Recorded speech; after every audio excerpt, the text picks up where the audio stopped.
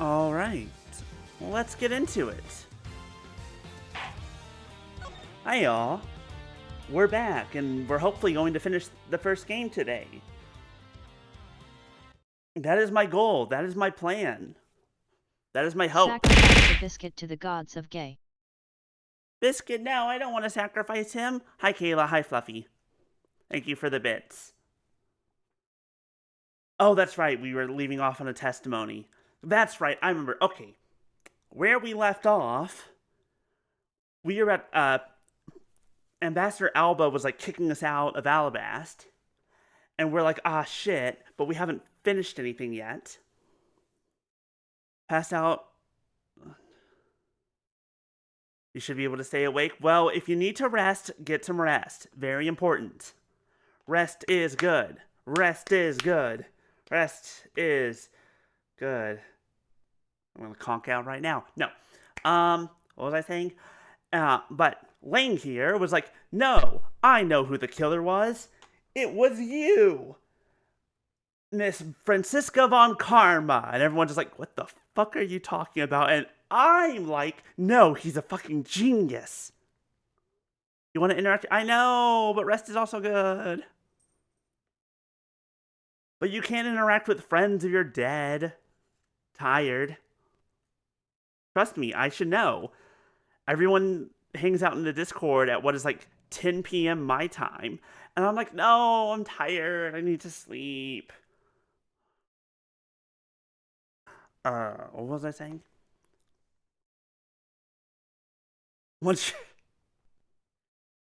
Yeah, when I'm dead, I'll be much more interactive with everyone because ghosts don't need stamina.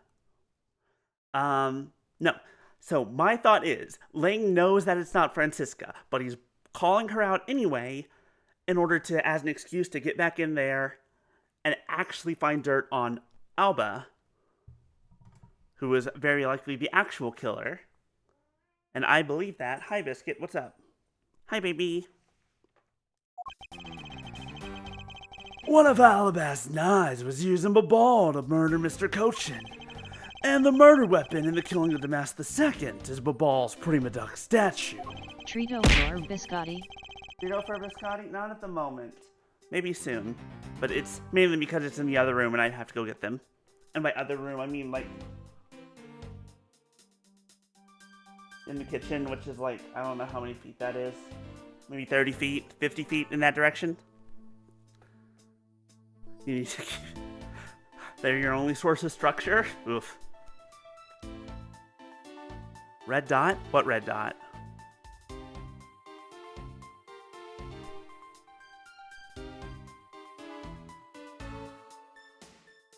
Okay, good. I'm not the one going insane. Somehow, these two objects were able to penetrate the two companies' impenetrable security. Oh, I know what that is. When I want to actually, if I know what it is, because this is my original VTuber model, and there are certain adjustments that I made for later versions that this one doesn't have, it's these. What you're seeing is these, but they're way off to the side, and very rarely you can see them. But forget about that. Pretend you didn't know that. Wait, no. Pretend you didn't know that, I say, menacingly.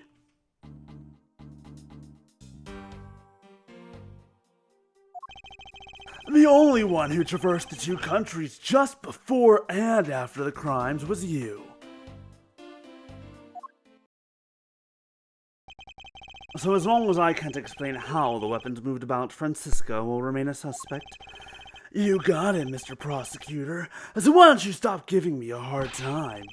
Under these circumstances, who the heck can carry a weapon across country lines? I've worked through every possibility, but there's only one that's plausible. Your boss. Agent Lang, what I've learned from you just now was that you've lost sight of yourself. What are you talking about? By focusing too intently on that which is in front of us, we become blind to the truth. Don't tell me Lang Z never said anything to that effect. You, prosecutor, who do you think you are, speaking about Lang Z's proverbs like that?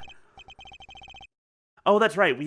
I just remembered we already got the Yatagarasu. Callisto Yu was Sheena, and she's already been taken into custody. Now we're just figuring out the smuggling ring. I don't need his proverbs, because my words are all you will need to see the truth.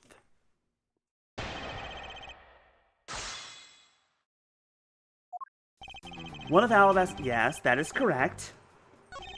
And the murder weapon is Babal's, that is correct. Somehow these two objects were able to penetrate, yes. Hold it! Might as well press on this part.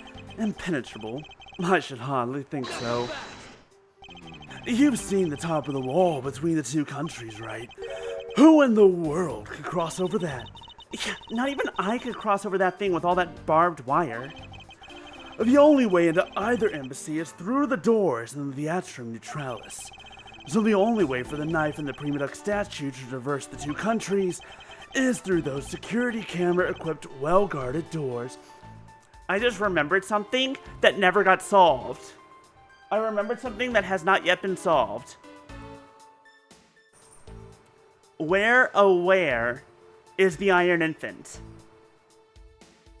We never found the Steel Samurai Son. That doll is still around somewhere. That feels important. Because my guess is the best way to go across borders is in a disguise. What disguise, you might ask? Well, the best disguise is on campus. The fucking Steel Samurai and the German Ninja.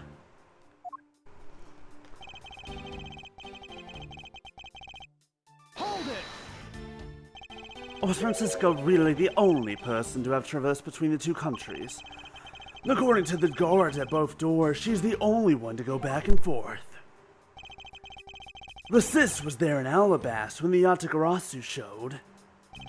And then, just before you guys found Mr. Cochin's body, she entered Babal.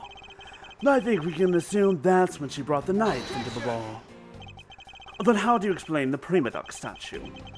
I haven't quite figured that out yet. I'm taking a page out of your book and I'm bluffing my way through this. However, the fact that the two weapons crossed the border proves that the killer must have also traveled across the country lines. The only things to cross the border are the Prima Duck statue and the knife. I should hardly think that those are the only two items, Agent Lang. Let me look at what we have again. What also crossed? I mean, both Prima Duck statues crossed, right? Because they were swapped.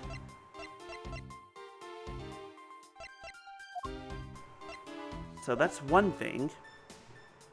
Hold it! I concur that this knife crossed over country lines. Good, but that's not the only thing that did. We mustn't forget about the other weapon. The knife wasn't the only one. Hold it!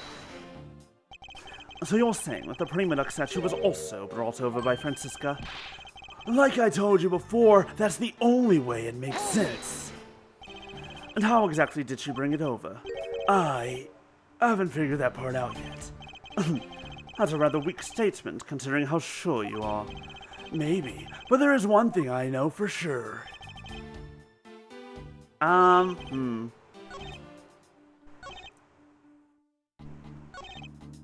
Because the other thing that penetrated was this one.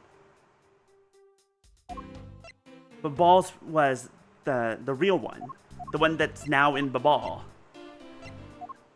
Fuck. Is that what it wants me to pick? Or... No, not that kind of pick. Like, is that what it wants me to choose for this particular thingamajig? Let us see. That's my trump card. We'll use that later. Objection! Awesome! I'm a genius. First try. Agent Lang, those two items are not the only two to cross the border tonight. Oh? Damas II was killed with Babal's Prima Duck statue, yes. Well, if that's the case, then tell me, where did Alabast's Prima Duck statue go? To Babal! Precisely. And if the two statues really were switched, then this means that both statues were smuggled across the border at some point. Which means that a total of 3 items were smuggled across the embassies.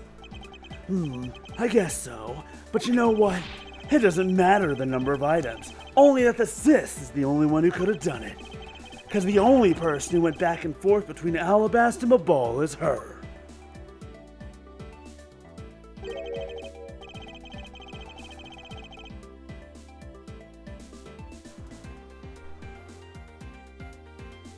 Is that really true? Was there no one else who traveled between the two countries? The cat found old wands. I'm glad that you had fun at least. Hi, Delphi. Hello, hello. Actually, there was definitely another person. One who paid a visit to both sides of the wall. The Otagarasu. Objection! Is that really so, Agent Lang? What a lousy time to try and bluff your way out of this. I checked out what the guard said, along with the security camera's footage. You're not going to overturn my hypothesis that easily. But suppose there was some other way other than through the theater doors? What other way? The other entity that managed to cross the border unharmed. If I point it out, it would open up a whole new possibility. And though I hesitate to bring this out, as long as this entity exists, the impossible road becomes a possibility. It looks like you've got some clever idea in mind. I do. I can show it to you through a single piece of evidence. Fine then. Let's see this piece of evidence that will show me this other route. Another way to move between the two countries.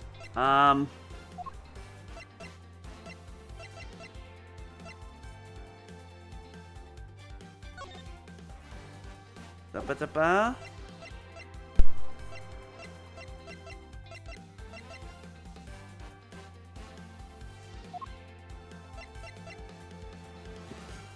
Like,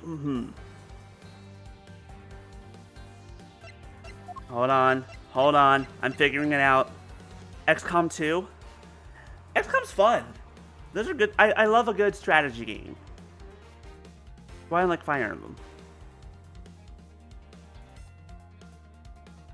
XCOM, however, is very much the definition of you have a 95% chance to hit. That actually means it's only a 50-50 shot. Good luck. Anyways, oh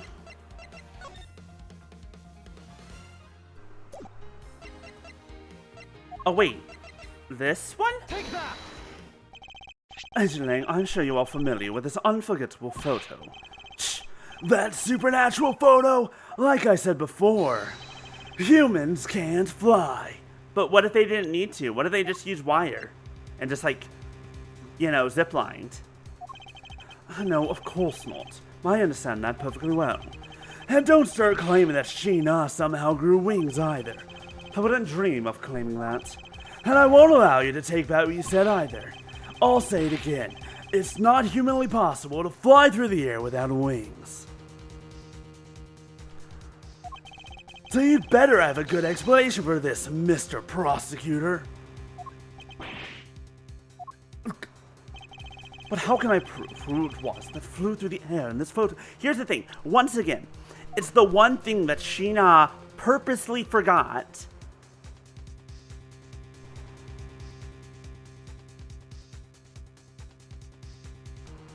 That you were all correct. Sometimes you just have a really good fucking horizontal leap. Sometimes you have jetpacks. Sometimes you have grappling hooks. Sometimes you have zip lines. Anyways, the one thing that motherfucking Sheena, aka Callisto Yu, aka the Yatagarasu, did not find in her parachutes, also, well, gliders, parachute. Would you consider gliders wings? Is a glider wings? Maybe it is. Maybe that's wrong. But anyways. It's over the top of the road. What was I saying? The one thing that she purposely missed. A glide suit is wings. A glider is no. A glider plane is wings. But a glider, like a hang glider, is not wings. Okay. I'm glad that we're getting this all sorted out. It's very important that our terminology on what is and is not wings is very important. I prefer boneless.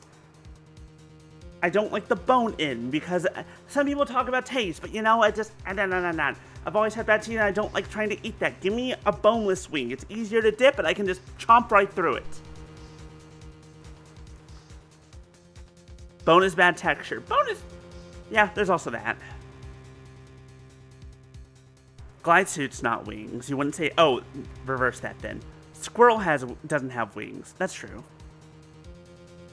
Jump over the top ropes. Oh. Fall slowly.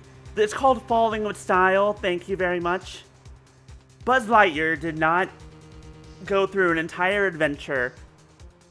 Buzz Lightyear and Woody did not go through an entire adventure just for us to not call it falling with style.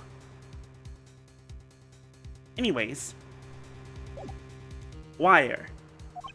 Wait, not humanly possible. Eureka! Very well. You will have your explanation. It sounds like you have a good idea simmering inside that head of yours. Excuse you, talk to Squirrel Girl. Anyways. Who is supposedly... let's hear it. The face hidden within this photo's blurry shadow trail is...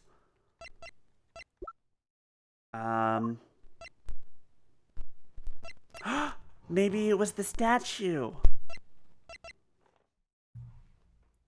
What if that was the statue?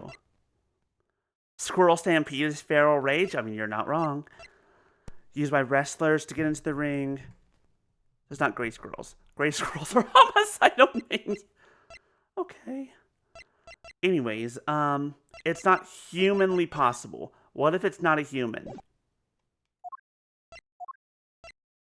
What if it is,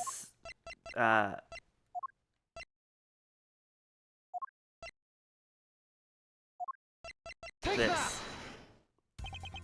Naturally, the shadow is the third smuggled object, the Primaduck statue replica. You can't be serious! The Otagarasu, or rather Callisto Yu, dressed as Agent Shi-Na, was inside the ball. She dressed the replica statue up in clothes and launched it through the air.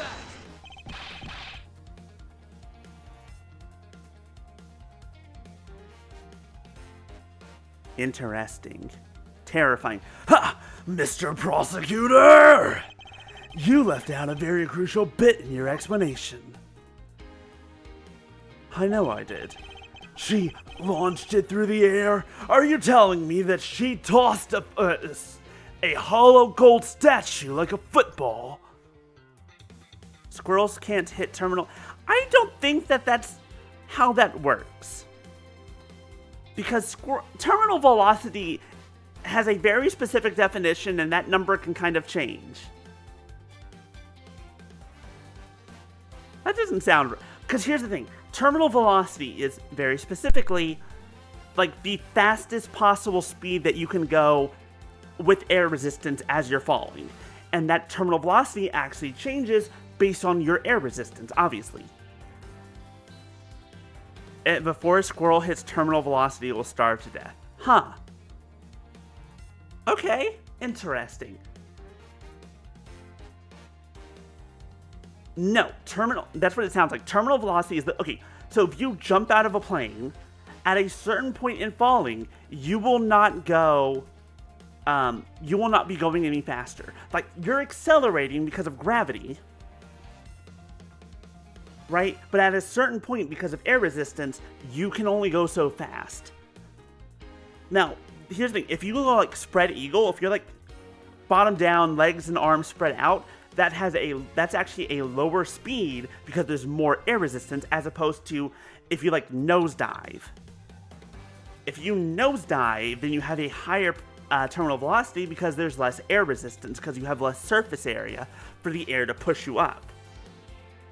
That's what terminal velocity is. It is the maximum speed at which you can move, or generally fall. And that was your physics lesson for today. I don't remember the numbers, I just remember the explanation. Ha! And how exactly did she do that?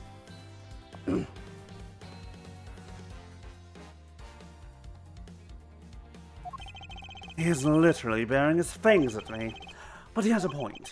How exactly did it move through the air like that? As long as this remains unsolved, we won't be able to move any closer to the truth. Which reminds me, didn't he say this earlier? I remember that just before Ambassador Alba went to give a speech, he called you into this office. So just before the murder, Francisco was called here, right into this very room. If that's the case, then that may be another avenue I can pursue. Agent Lang, in order for me to answer that question, I will need to hear testimony from Miss Von Karma. Oh, what are you up to now, pretty boy? Oh, you think I'm pretty? Get in line, I already have a husband. Earlier, you mentioned something of interest to me. You said that just before the murder occurred, Miss Von Karma had been in this room because Ambassador Alba had called for her. And for that reason alone, you believe her to be the killer. Yeah, I guess I did say something like that. In that case, I believe it is my duty to ask her what her side of the story is. Ha! Do you really think a criminal would tell us the honest truth? How dare you! As I've said numerous times, there's absolutely no proof that I'm the killer. Miles Edwards, don't tell me you suspect me too. I don't. However, I can't ignore the fact that you were in this room at one point in time, which is why I would like to hear about it from you. Francisca, I feel that I still don't have enough information, which is why your testimony is incredibly important to the outcome of this case. Alright. I feel like a lot of island nations did. Australia, New Zealand, Hawaii. Very easy for a bunch of assholes to fuck shit up.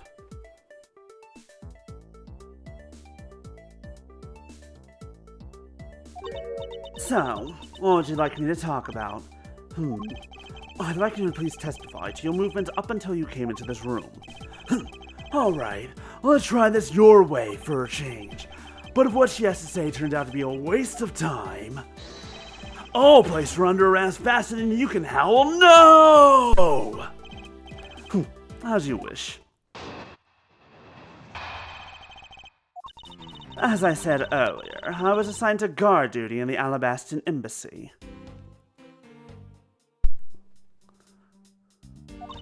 After I saw the Steel Samurai off on his way towards the ambassador's office, I returned to the Rose Garden for a bit and checked up on the security situation. After all the preparations were in place, I was called back by Ambassador Alba to his office. Francisca, I want us to make this clear from the very beginning. So what I wish to confirm is that the only time span in which you were in this office was before the murder occurred. Is that correct? Yes, of course. I see. For now, the only way that I can see for us to break out of this situation is to ask Francisca about her testimony in more detail. In other words, we're just going to keep pressing her on every little detail. Hold it! I thought what you do was to fact-find anything you could about the smuggling ring. Yes, that was my job. But upon hearing of the Adagarasu, I sent a calling card to the embassy. Ambassador Alba called upon us to protect the embassy instead. Yeah, the fact that rabbits and hares are so absolutely not related to each other isn't hilarious. No, I love talking about rabbits. Keep going. Because you're right, a rabbit and a hare are so incredibly different. They're like, what's it called? Convergent species? They're like crabs. Multiple things across time have just evolved into animals that are very similar. It's like, these two things, not even remotely related. Do they look the same? Yes, absolutely. Do they act the same? Yeah, basically. Eventually, all will become crab.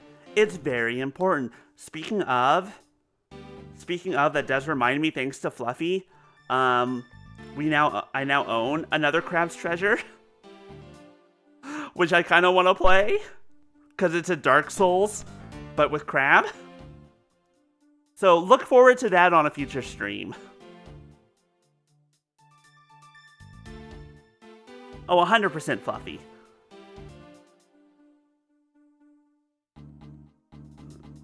There's a game I play where the people worship a goddess of change, and the thing they fear and consider heretical above all this crap. All will be crab. All must be crab. That incident 7 years ago. Or have you forgotten what happened here back then? Anything related to that case we were involved in appears to be rather painful for her. It's not exactly one I can readily forget myself. It looks like you remember the case after all. Of course I do. I inspected every location, every possible escape route, and every aspect of the police's security detail. I did all that. And then after that, after I saw the Steel Samurai... Hold it! So you were at the theater as well? Yes, and I suppose you were also there as well, watching that stage show. Well, yes, Sir Francisco was there. Well, after the show was over and I saw the Steel Samurai off, I returned to the Rose Garden. Hold it! Goodbye, my Rose Garden. Such a very good, sweet, lovely, very short Yuri that I recommend. If you like Yuri, go read Goodbye, My Rose Garden. Do it. Do it. Why did you need to confirm the degree of preparation for even the speech? For security's sake, of course. Oof. I hope you enjoy food, Fluffy. Please don't be sick. Or get sick. Don't eat too fast is actually probably the best thing to say. If you haven't eaten in 40 hours, don't eat too fast. Be careful. Do it slowly. Your body's not going to be used to it.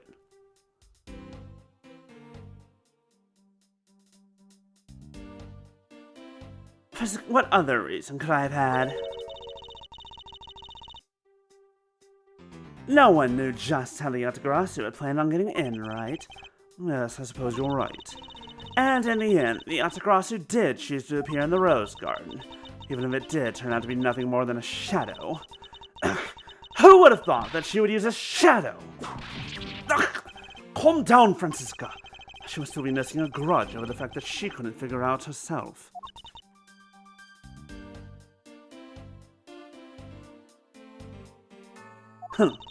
Anyway, there was no one in the Rose Garden, and we were aware that the speech was set to start soon thereafter. I was called back by Alba to his office.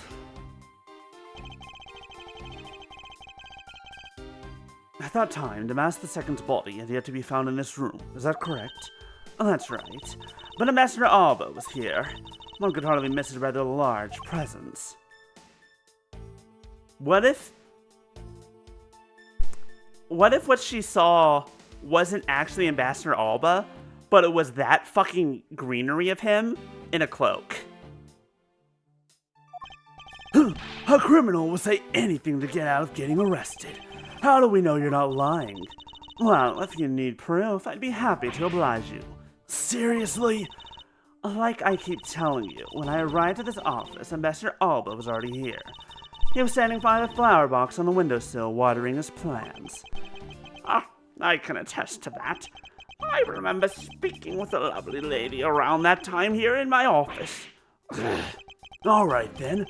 Add that statement to your testimony and let's hear some details. So Ambassador Alba was in the room at the time, was he? When I arrived, was watering the flowers on his windowsill. Okay, here's the thing.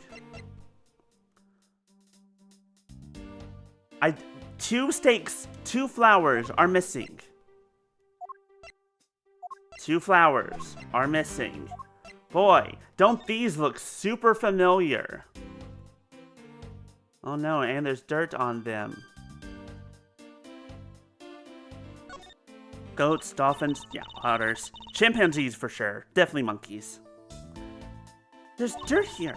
It's totally ruining the beauty of the hair stick, I suppose. Why is the dirt stuck on the end of a hair? Oh, that's right. Wasn't this given to Cave by Callisto? Like, by you? By Sheena? Part of these things are rather eccentric. Really? Well, they're that strange. What should I do with them? Dolphins are smart enough to...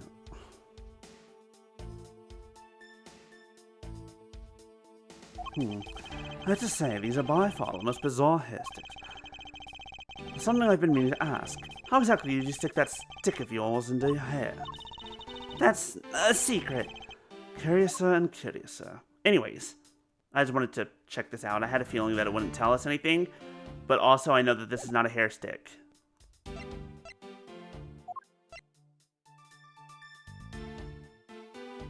Objection!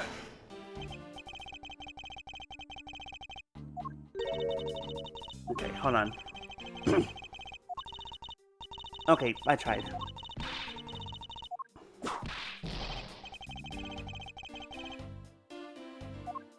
Okay, let's try that again. Hold it! For the sake of being thorough, I'd like to ask you something. How did you know that Ambassador Orbo was watering his plants at the windowsill? What do you mean by that? The entrance to this room is on this side, however the window was on the opposite side.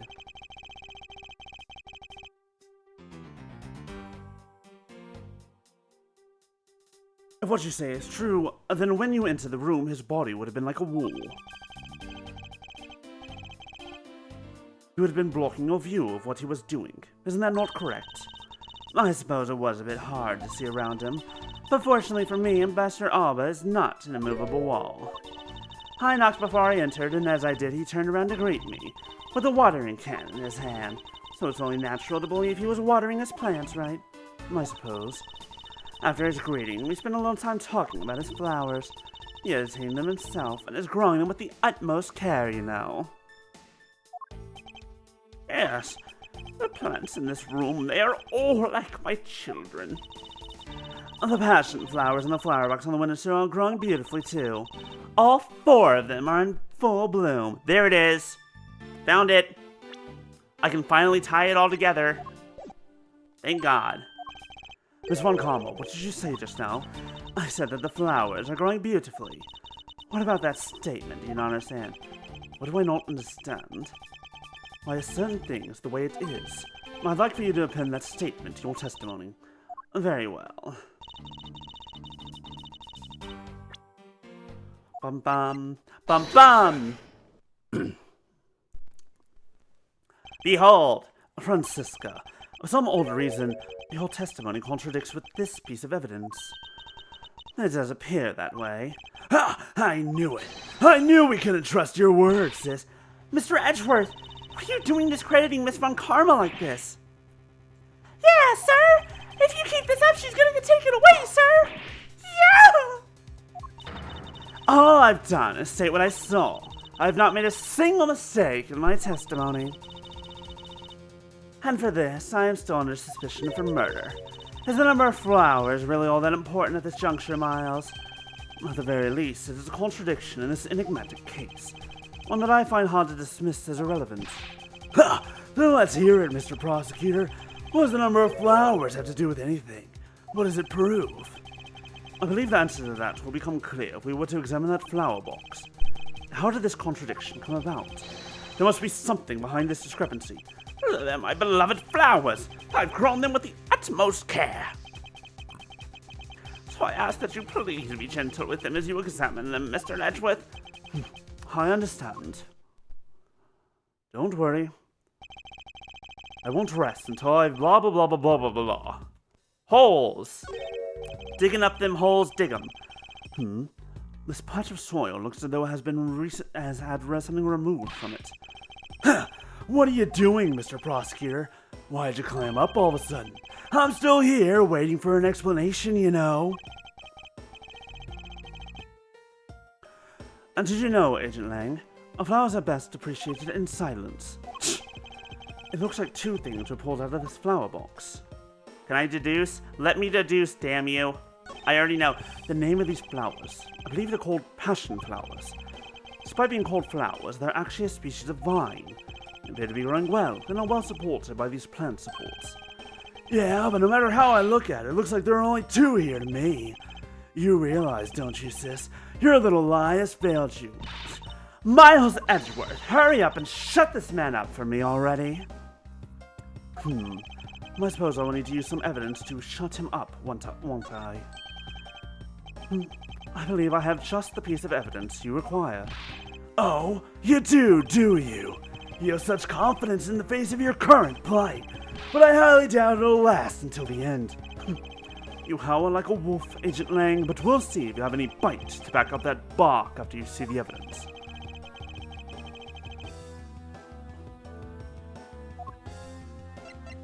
The truth the passion flowers reveal can be seen in this piece of evidence.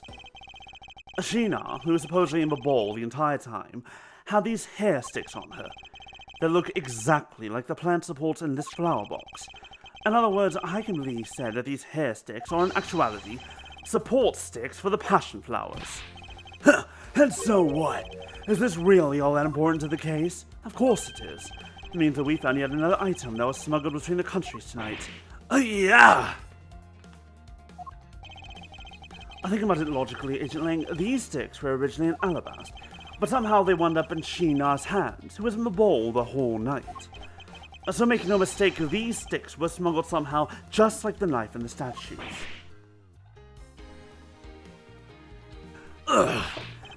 Very well then. I want to hear from you exactly how they wound up in the bowl.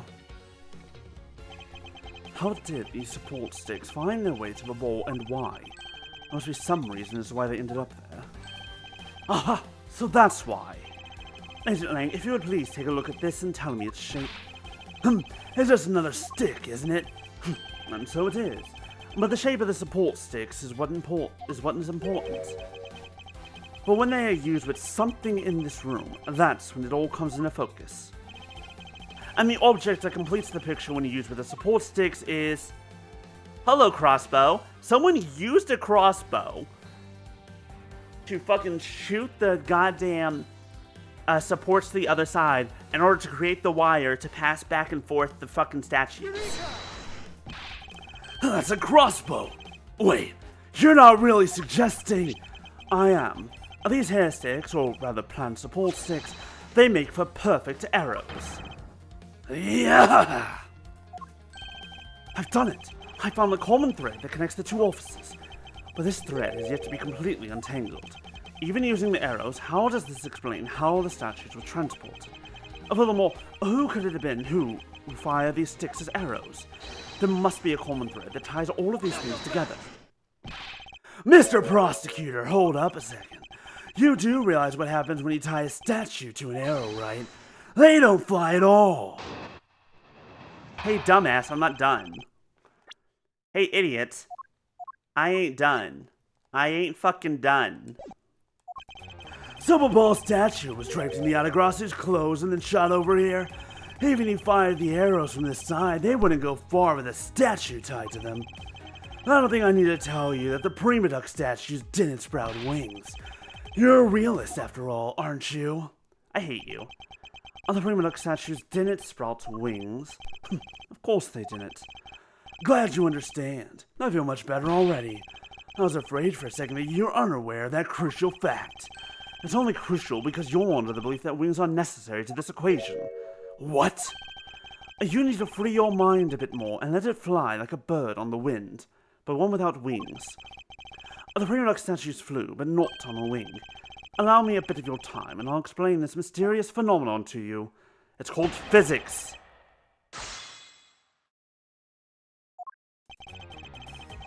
Draped in the Autograph.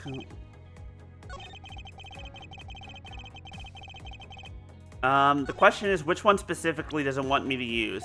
Because this is the evidence. Objection! But is it this first? Okay, it's not the first one then. Fuck you. I know what I'm doing. Let me do it.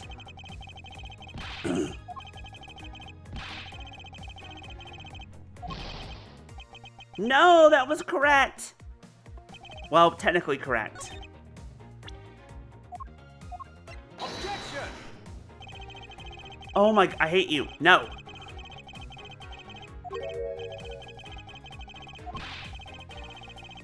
I know what I'm doing. I'm a genius.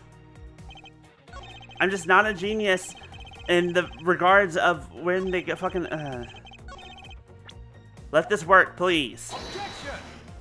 I hate you. Knuckle back! And it's not even letting me skip it. Alright, fucking god.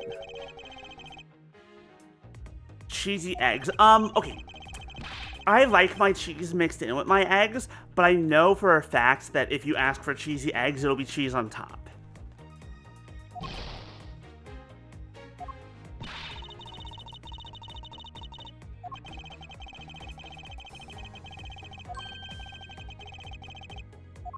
I have the facts. I know what I'm doing. Hold it! On the wart, Jesus Christ. It just keeps happening. It never stops. That incredible scene just happened to have been caught on film, resulting in this photo. And what an incredible scene it was. This photo was taken by a freelance photojournalist, right? Yeah, so I hit. And not every photojournalist is known. Okay, Lang, let me ask you this. At what point will Lotta Hart have been able to go home, put the photo in her computer, use Photoshop, print it out, and then bring it back here? Especially not the ones that sell photos of spirits and giant creatures at tabloids. Yes, I know what you mean. I've seen those sorts of photos many a time in court. But there have been times when those photos have turned out to be telling the truth. If you had ever stood in a court of law, you would know that's entirely plausible. Ha! You really believe the stuff you're spewing right now? A courtroom certainly is a strange place if what you say is true. But there really is something odd about that photo, no matter how you look at it. Hold it! But we are in agreement that an arrow by itself would reach the other side, correct? But just the arrow by itself is pretty meaningless, don't you think? Because the things they wanted to smuggle were a lot bigger than nothing. No, but that's not necessarily true. What? What I need right now, here we go, is not further discussion of my conclusions, it's the launching of my conclusions. What the shooter wanted to launch with the crossbow was not the statues themselves, but rather something a crossbow can launch that can be used to move the statues. Okay, thank God. Thank God it finally gave me a chance. Fuck you. Get fucked, Agent Lang. Goddamn wolf boy needs to fucking stop his yapping. Finally, we have reached this point in our discussion. For I present to you that which was carried by the arrow from the crossbow. I get it now, Mr. Prosecutor. I can see exactly what you're trying to say. You're saying that the wire was tied to an arrow and then shot into Mr. Cochin's office. All the way from the 5th floor of the Alabastan Embassy down to the 3rd floor of the Babalese Embassy. If what you're claiming is really what happened, I can see how Alabast's Prima Duck statue could be moved. Gravity could be used to move the statue down the wire from the 5th to the 3rd floor. But then, what about Babal's Prima Duck statue? The dark shadow in the photo is clearly flying away from Babal, going in the opposite way of gravity from the 3rd floor of the Babalese Embassy up to the 5th floor of the Alabastan Embassy. How do you explain that? A brief alteration in gravity. A temporary sinkhole on the Alabastan side of the embassy that resulted in it actually being lower, and then it fixed itself and it went back to being taller. I think I finally see how the gears behind this whole trick work. Agent Link, the motion used behind this trick. I wonder perhaps you've yet to envision how it works in your head. Motion? What motion? This is the motion that was employed to smuggle the... A swinging motion? No. Yeah, probably rotary, not bungee. Just pull it back in. I believe it was done very rotary motion. If the two statues were transported simultaneously... No, wait, that's not what I was thinking. Okay, that's not exactly what I expected when I said rotary. Should I ever say that there's only one line of wire between the two offices? Oh, never mind, I was right! Fuck y'all! Fuck everyone! I win! That makes a good point, because we have two of these sticks. So, of course there were two lines. If you shot an arrow with the two ends of a wire tied to it, a circular belt can be formed. Not so fast! Lang Ji says, don't object and call a success what is beyond reasonability. Taking into account the tension difference between the two wires, the top one would sag too much to the point where the statues would collide anyway. Agent Lang, as you know, the Prima Duck statue is a one-of-a-kind national treasure, and the fact that the Babal statue is a hollow replica of the real statue, it would naturally be lighter than the real one, meaning that my idea is very possible. Lang Zi says, "Hooah!" Oh, no. Hooah! Here's what I believe happened. Miss Yu and her mystery co-conspirator set themselves up in the two different rooms. The co-conspirator bridged the rooms by shooting the two ends of the wire down on one arrow. Then the two of them covered the statues and proceeded to transport the statues. After the switch was completed, another arrow was fired, carrying the other end of the wire down to the ball where it was to be disposed of. And to do that, Miss Yu hid it inside the grandfather clock QED.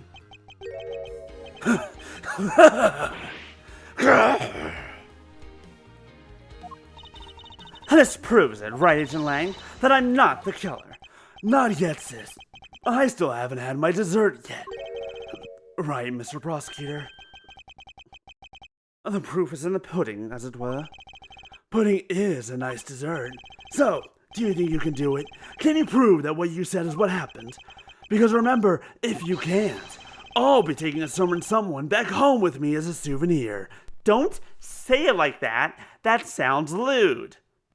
And also illegal. I agree that as long as there is no proof, my hypothesis remains just that. However, what I have laid out is no mere hypothesis, for there is one more piece of evidence. One more? Well, this should be interesting. You think you have a piece of evidence that will turn your hypothesis into fact. Well then, let's see it, Mr. Prosecutor. A thing that made it possible to create a circular belt out of a length of wire. I believe that is right here in this very room. The fan. The fan. Ha! Looks like you dropped another bomb on us again. The last piece of the trick are two pulleys. Oh, that's the fan on the other side was broken, so we wouldn't have thought about it. Precisely. The ceiling fans doubled as pulleys in this case. And thanks to the fact that there is one installed in each of the offices, the ceiling fans made for the perfect pulley set for the wire to run on.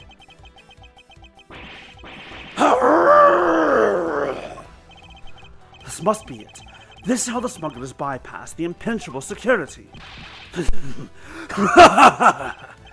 You really are something else, Mr. Prosecutor. I bet you figured it all out already, haven't you? You know who the big hotshot that set up this real-life stage show is, don't you? The person who set up this rather large and complex stage show needs to be someone who had foreknowledge of the existence of a ceiling fan in both the Alabaston and Bobbly's offices, and that the passion flower support stakes can be used as arrows. The real mastermind behind this case. Well, don't you dare make this wolf wait for his food. Why are you so hesitant, Miles Edgeworth? Because what I'm about to say is going to cause an international incident. If you can't say who it is, why don't you present something like you always do? A single point in the finger here in this case will explode into an international incident. Correct. However, it's already too late for me to stop the forward momentum. It appears that I have no choice now but to rush in. There is a piece of evidence that will point us to who the mysterious master... Whoops. Not that one.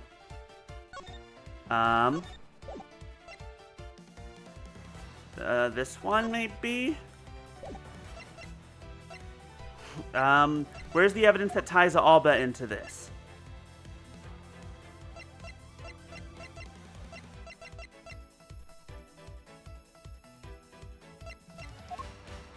Hold on.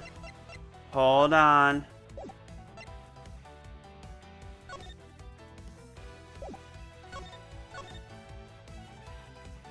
Oh, right. Maybe this one?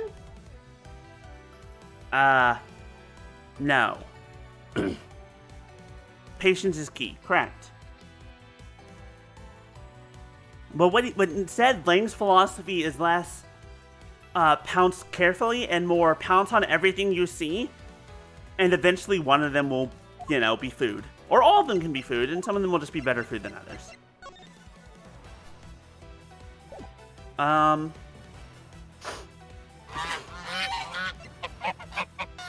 Bad goose. Go away, goose. I'm trying to think about what is the exact perfect evidence, because we have a couple of options. Because we have the alabaster knife. That's, you know, here in Alabast.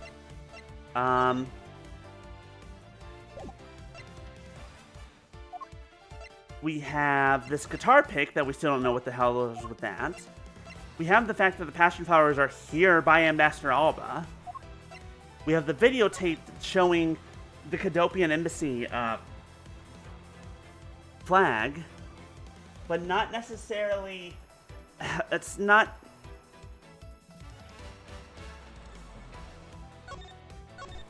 Necessarily what we need. So my best bet. Take that! This smuggling cannot have been possible without the use of the crossbow. Furthermore, the arrows that were shot by the crossbow were plucked, as it were, from the flower box in this very room. They were planted so long ago that the passion flowers had the time to grow so big that Mistress Karma didn't even notice the arrows when she visited this room today. On top of all this, the fact that the culprit knew that both officers had ceiling fans tells us the person has very detailed information on the embassy's layout. I suppose you may have already guessed, the person I am accusing of hatching this plan is the person who grew the flowers in the flower box with the utmost care. Thus, it can only be you, Quistis Alba. And thus an international incident was born. Are you out of your mind, Miles Edgeworth? I'm certain of what I am saying, and I am sure that he is the culprit. Tell me, Mr. Prosecutor, what was the ambassador trying to accomplish by doing all that stuff you just outlined? Why in the world would he need to use a trick like that? I understand you'll need to doubt me. However, there's one thing that stands out to me as very odd. Just one thing, huh? This one single end result Ambassador Alba sought to obtain. If we to examine the focus of this complex trick, I believe we will finally find the answer to everything. Everything will become clear once we examine this piece of evidence. Is it this one? Or is it this one? Is it this one? Take that! You want us to examine this? Yes, nope, never mind, that was wrong. Not so fast! Items that become evidence should never have any part overlooked. Okay. I mean, yeah, that's my guess. But the problem is he didn't need... Here's the thing. He didn't need to do that. Specifically because they already had the real statue.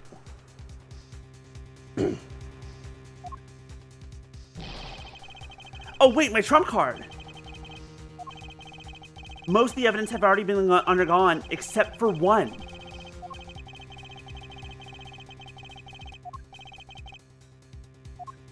My trump card! Never mind.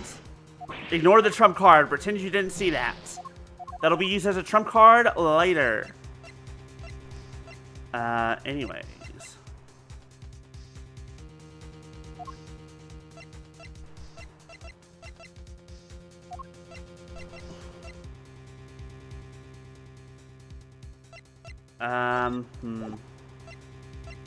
Take that!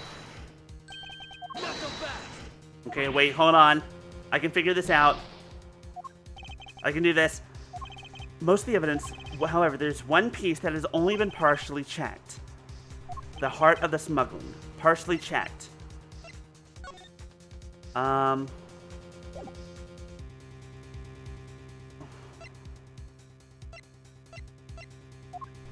What's only been partially checked?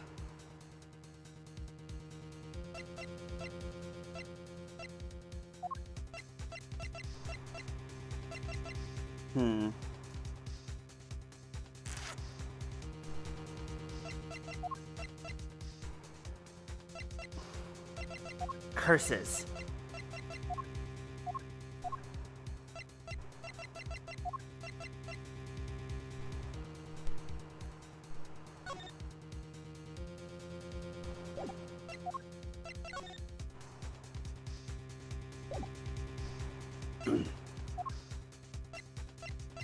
What? Okay. Hi, Monica. Okay, we've examined the embassy guide enough times.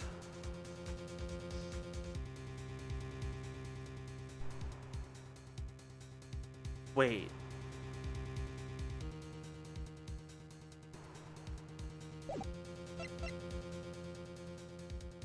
Wait! Wait, wait, wait, wait, wait, wait, wait! Wait, wait, wait! Wait, wait, wait! This is Cadopian paper! Luxurious Cadopian paper, but it used Babal ink. Take that! Damn it, no! Hold on. Take that! Okay, I don't know what the hell it wants from me then. Hold on.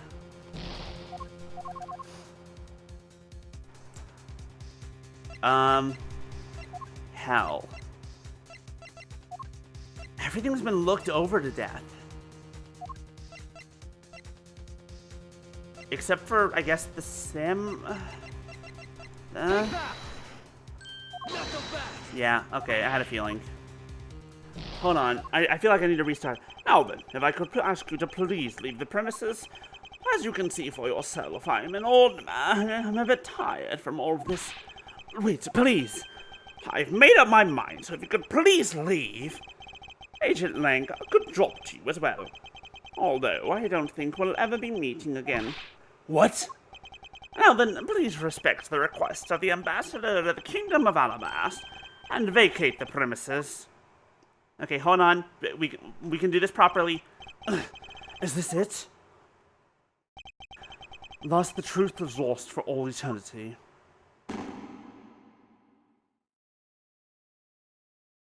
The end. Game over. Let's try that again.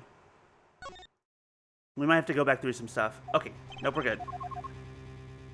Okay, cool. It just starts us off literally right here. The one piece of evidence that we need. Okay. What have we not looked too deeply into? Take that! Probably not that one. Nope. To be fair, I said it as we were going.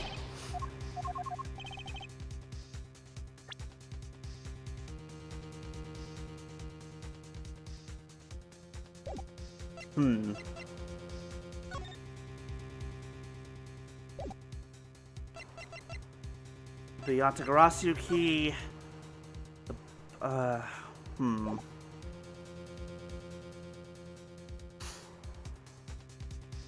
I mean, maybe. Take that! But I didn't think that was it.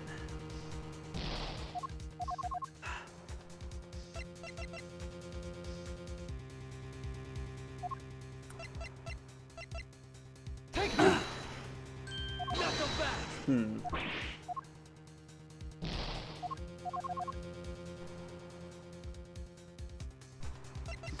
But we've examined everything. Like, we've looked into so much at this point.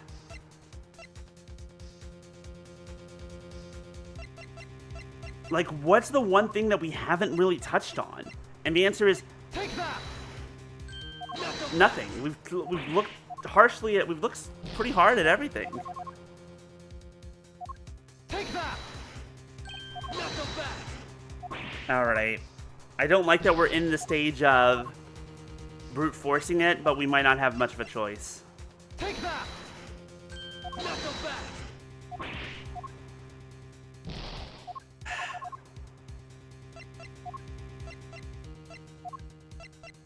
Take that!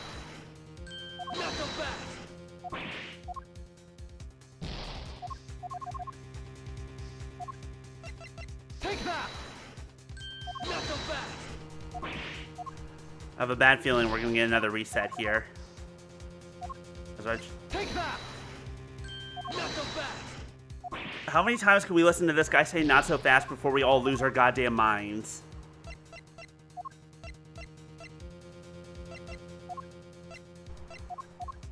Take that!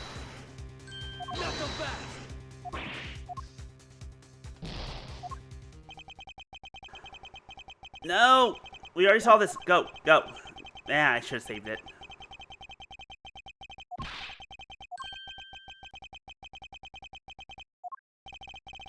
I was hoping at least this part I could still skip.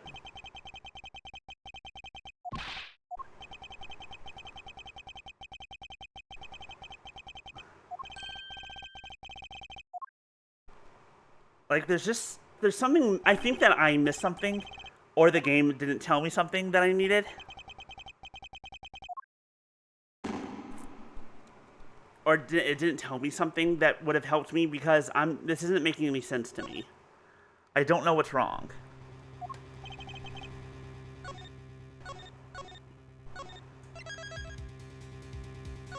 We're currently in the crossbow arrows. There is one piece that has only been partially checked. But what's only been partially checked? Like, this thing hasn't been checked at all. Is it the knife? Take that! No.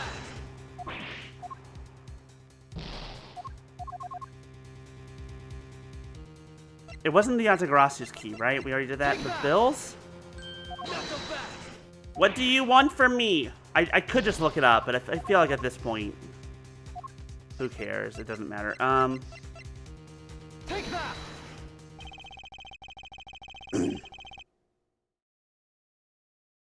Really?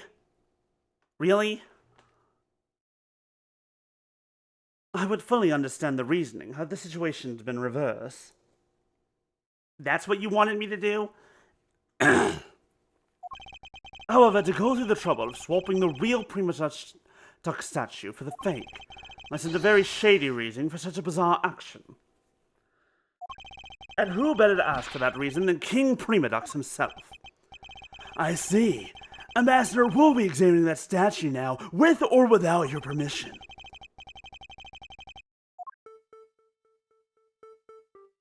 The one that has Lisa, Mr. Coach, and fingerprints. The fact that they're on here suggests that this statue once belonged to Rabal. So it was smuggled from Rabal to Alabast, huh? Why was there a need for them to smuggle it in? Maybe this is the real one.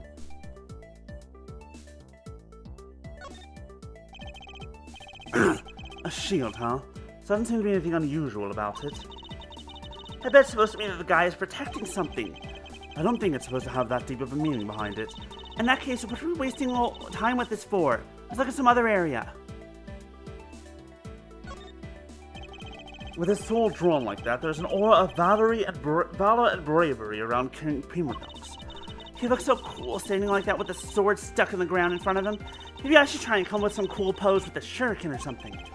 I'm seriously beginning to think that her real goal in life is to become a ninja. Hey, Mr. Prosecutor, there isn't anything particularly odd about the sword, right? No, not really. I suppose we should examine a different area of the statue now. This guy kind of looks like the Steel Samurai, don't you think? Maybe it's because they look alike that he was picked to be the Goodwill Ambassador? I suppose that's possible. Take a look at this area around the base of his neck. It looks like a gap. Hey, you're right! Maybe it's meant to be some kind of secret? Perhaps it's possible to open the statue from this gap in its construction. What? Hurry up and open it, Miles! Alright, here goes. Can I ask what this... Wow, it really did open up! Hey, what's this thing that fell out? I believe a more thorough examination of it is required. What's in the... Is this... Hey! Is that what I think it is? It's a plate for making counterfeit bills! Somehow, it appears that we've at long last arrived at the exit to this complex labyrinth. We finally hold within our hands one of the counterfeit money plates, and the reason why the replica was smuggled into Alabast to begin with.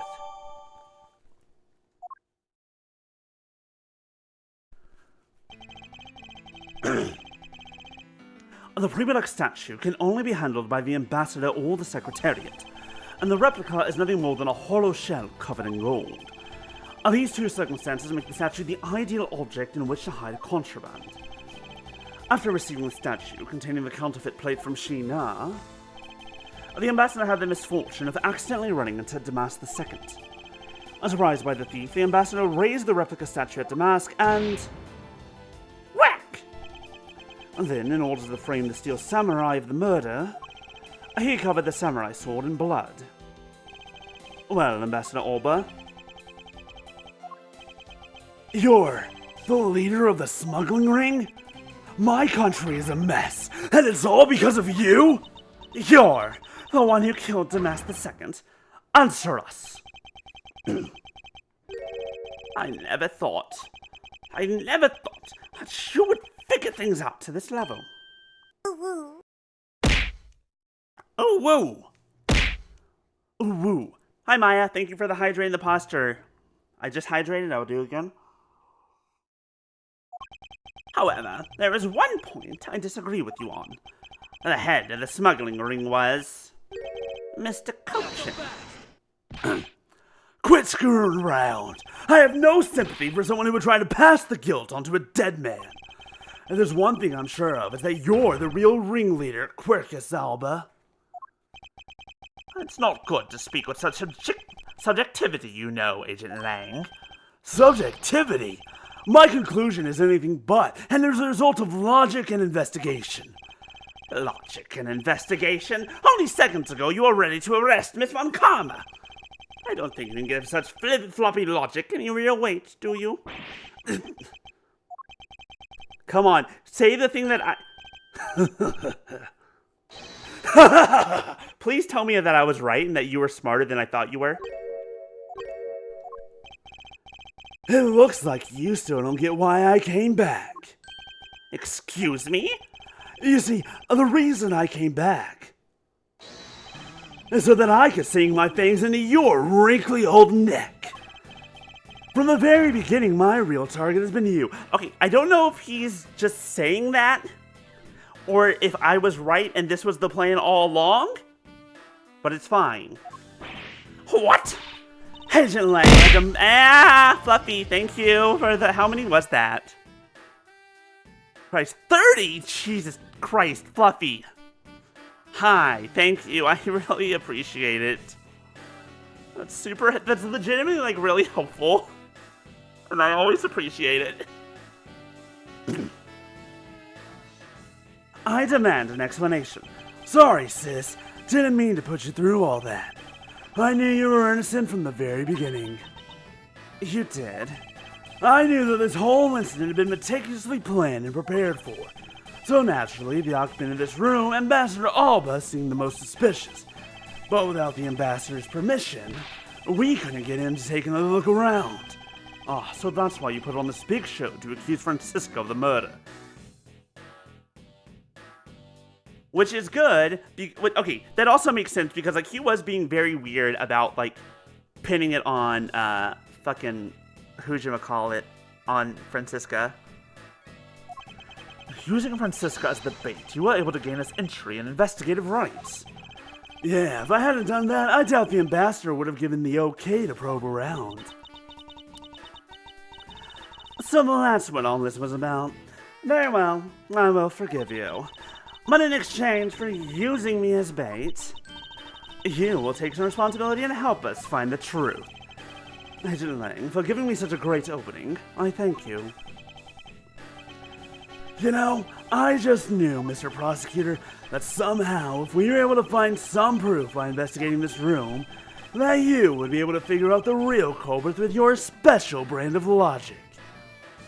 In other words, just real logic, because, you know, the system here is fucked up as hell. You're the only good one. The evidence detectives collect, combined with the logic of a prosecutor, that's just as it should be in a prosecutor-detective team, right? I don't know about all that, but one thing I do know is that I'm itching to see that old man get what's coming to him. Oh, you're quite scary when you want to be, aren't you? Hey, you were the one who was planning to use me to push all the guilt onto the sis, but unfortunately for you, you misjudged me. Aww. Agent Lang, I wish for you to stop trying to intimidate me. What we need right now is evidence and proof. I wonder if you have what is necessary to prove that I am at the head of the smuggling ring. Don't be such a sore loser.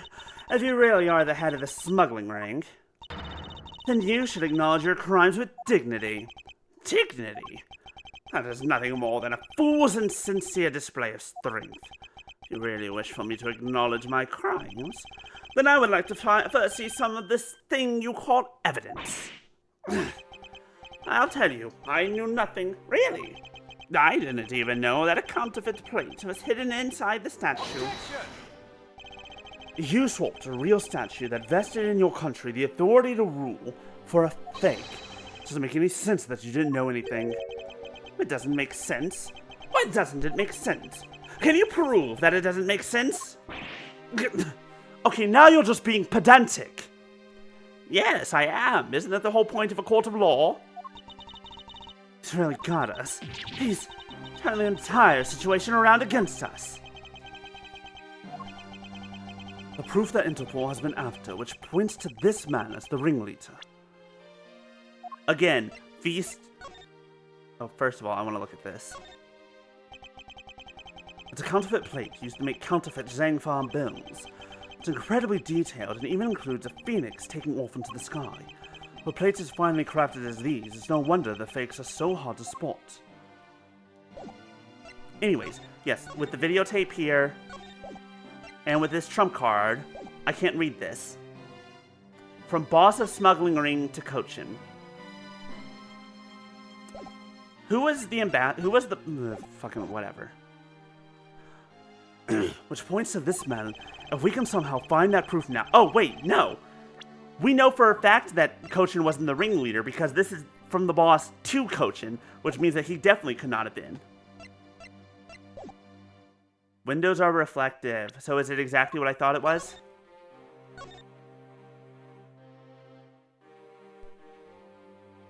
Hold on, I'm looking intently. I'm looking intently.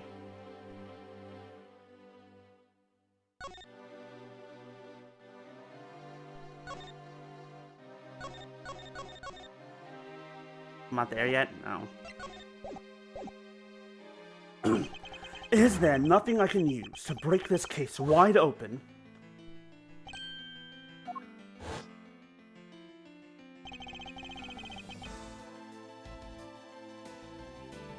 The trump card and the videotape. With those two items, we might be able to finally bring this man down. But the card is evidence from a case that Mr. Faraday hid away in secret. And the tape was stolen by Detective Bad from the police. They're both illegal evidence. And no matter what, a protector of the law can't be allowed to use such pieces of evidence. Oh god, it's Manfred von Karma. Needless to say, we von Karmas are commanded to achieve nothing but victory. And by any means necessary. The only way to bring someone like that to justice was to do so outside of the courts. That's what we thought at the time. I no longer follow the path of Manfred von Karma, and I won't follow the path of the Altagrossu. This leaves me with what? What creed will I believe in? If I want to pursue the truth, then I will sully my hands in illegality. And if I want to pursue justice, then I will lose the truth. What is the law and what is justice? And which path is a prosecutor supposed to follow? That choice is one I must make by my own hand, here and now. But the trump card's illegal evidence. What if we use the trump card, but not to be like this is evidence, but just to kind of coax out more evidence? Does the evidence we coax out using illegal evidence, is that also illegal, or is that just... There's no limit to the law. Any limit that exists was set there by man. When a person goes beyond that limit, then the law too crosses into new territory. For what reason were laws invented? The answer to that is what I now must show. Answer. The reasons laws were invented were so that the powerful could stay powerful. The end. A mess of Olba. I wonder if you might recognize this. Oh, I wonder what that card is. I've never seen that before in my life. It's a directive card used by the leader of the ring to relay instructions to his subordinates. No, that's what it is. This card was sent to the real culprit behind the Cage 8 incident 10 years ago. A man by the name of Mr. Manny Cochin. Oh, so why do you have such a card in your possession? Because it was hand-delivered to me. By a certain great thief, the Altagrossu. The Atagarasu gave that to you. Don't talk nonsense, and let's be serious, Mr. Edgeworth. You have any proof that the card contains directions from the ringleader? I'll have you know that the card is not the only thing I was given. What? Well, this contains security footage that was shot just before the start of the KG8 incident. The KG8 incident? The card and the video are these two pieces of evidence, or it will seal your fate. Oh, very interesting. I must admit, I am very curious now. Very curious indeed in these case-deciding pieces of evidence as you presented. The prey the Autogrossu has been chasing all this time now stands before me. I can't allow this man, who has had free reign for 10 long years, to simply walk away. Now is the time for me to bring to fruition the valiant spirit that was given to me. Bye, Maya. Hope work's going well. We'll see you later. The Ides of March, 1:45 a.m.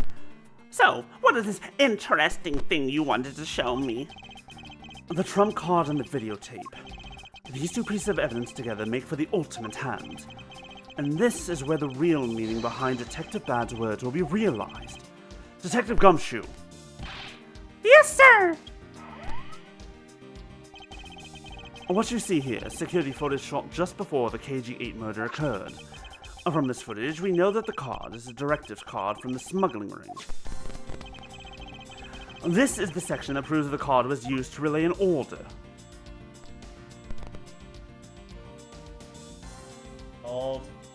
Hold.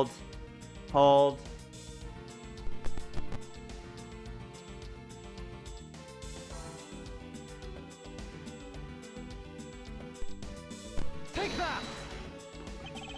As you can see, Mr. Coaching is holding the card in his right hand. Nice. Wait. Wasn't Manny Cochin right-handed? Or was he left-handed?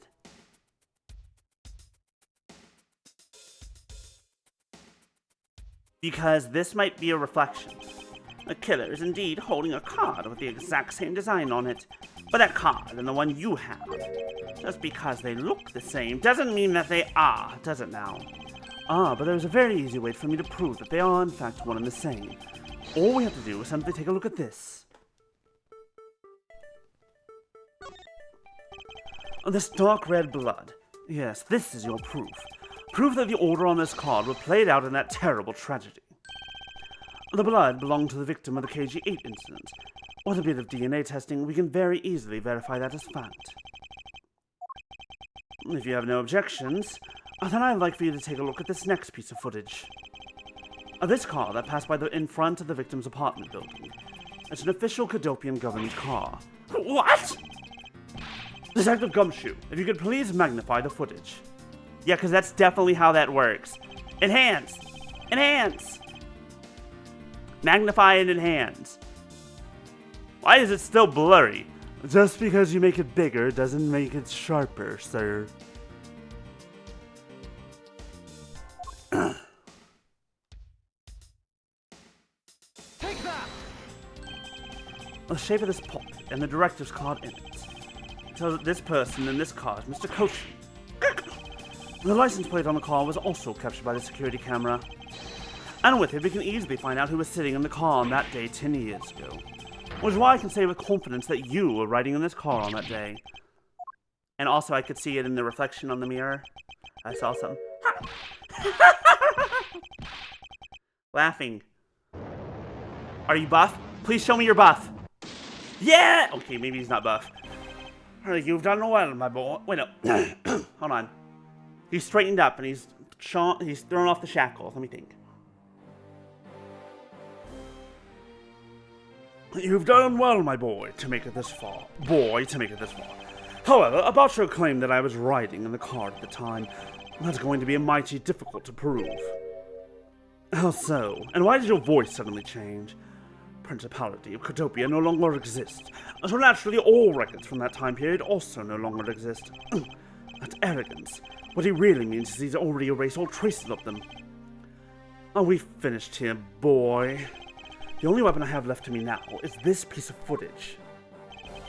There must be something here that I can use against him. Take that!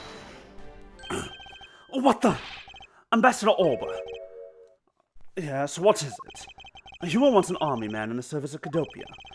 It was you who made the many missions you participated in successes, correct? Why the sudden backhanded praises, boy? Although, to be sure, the brilliant medals on my breast were awarded to me during the era of Cadopia. But now I'm the only one who owns this particular medal. Dumbass. Congratulations and thank you for telling me that. In that case, the only person it could be who is sitting in this car is you.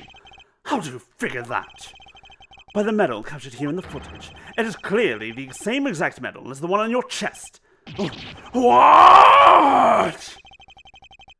Wow, his face just broke apart like old pottery. Ew. You can see his teeth. Ew, like some of the ones where it just shows black, it's like, that's fine, that's whatever. But there's the part there where it's actually like, you can still see his teeth behind him. It's like, okay, that's nasty. I don't know why that's nasty and the rest of it isn't. This is how it will be, but I won't look back, for this is the path that I've chosen.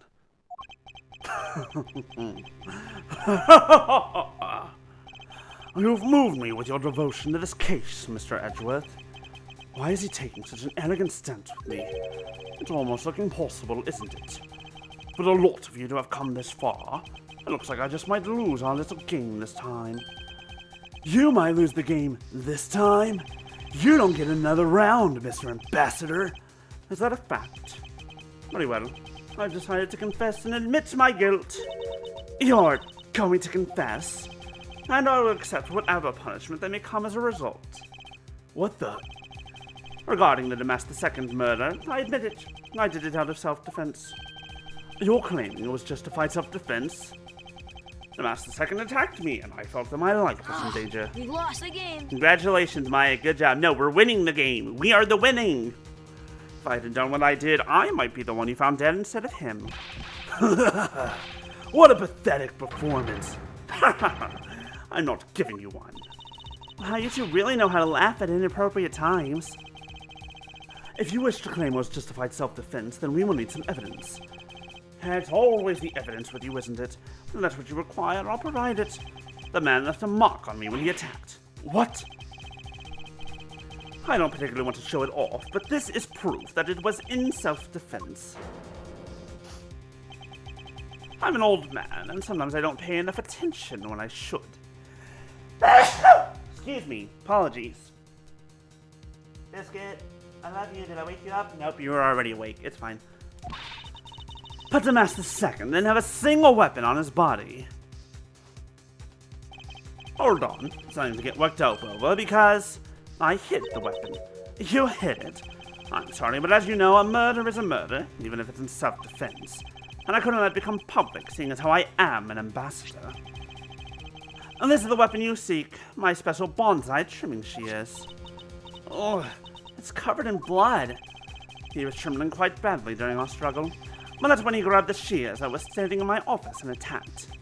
So you see, it was an act of self-defense. Is he right, Mr. Edgeworth? Since he has both the wound and the weapon that caused it, it's enough to declare it so. No way! Which reminds me, I guess there is still one more accusation I need to resolve.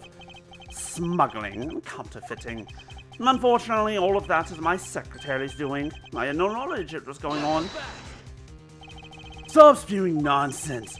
You're trying to throw my investigation under the bus in your desperation. If you want to get real honest, everything in this case can be connected to you. The murder of Damas II was done in self-defense. In my trials, no man escapes his crime alive. Perhaps so, if you are my opponent in court. However, there's one very important fact that I think you may have forgotten. And what is that?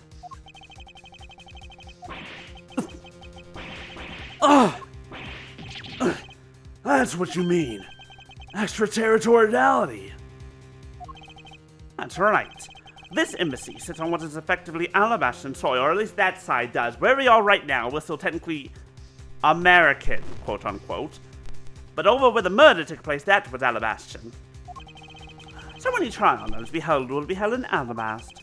Therefore, the crime I just admitted to will never be tried in your courts.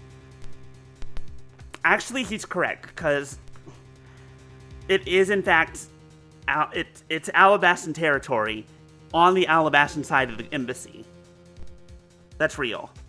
That's how that works.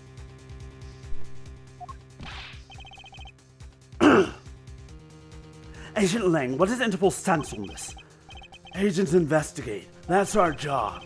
The judgment of people who have confessed to their crime, that's the court's job. And I've already confessed to all of my crimes, Agent Lang. It's not even diplomatic immunity. It's literally, he rules Alabast. He's practically in charge of all, I mean, he's technically just an ambassador. So it's not like he's prime minister or anything, or whatever they have, but I assume he has a lot of power in Alabast. But still, that basically means that he can easily just cover it up without ever going to the courts. Furthermore, by the very nature of my position, I have full extraterritorial rights. These rights are effective even on your country's soil. Therefore, no matter where a crime may take place, I will never stand trial in one of your courts. That arrogance and your expression, something like the face of someone who's ready to accept the consequences. Don't tell me you have your own country's judicial system eating right out of your hands. These crimes you all speak so seriously of, to me this is all but nothing more than a game. You may chase me out of this embassy with your accusations, but it's no big deal. Alabasta has numerous other embassies in other countries around the world. All you would accomplish, you would change the backdrop of our little game. These 2 layers of protection that extraterritoriality provides him. This is why he is one of those who cannot be brought to court. You see now, don't you? I live in a whole different world from you. Go get him, Goose. Geese, go get him. Bite his dick off. Who said that? Now, if you'll excuse me, I need to go and fetch one in fiction papers.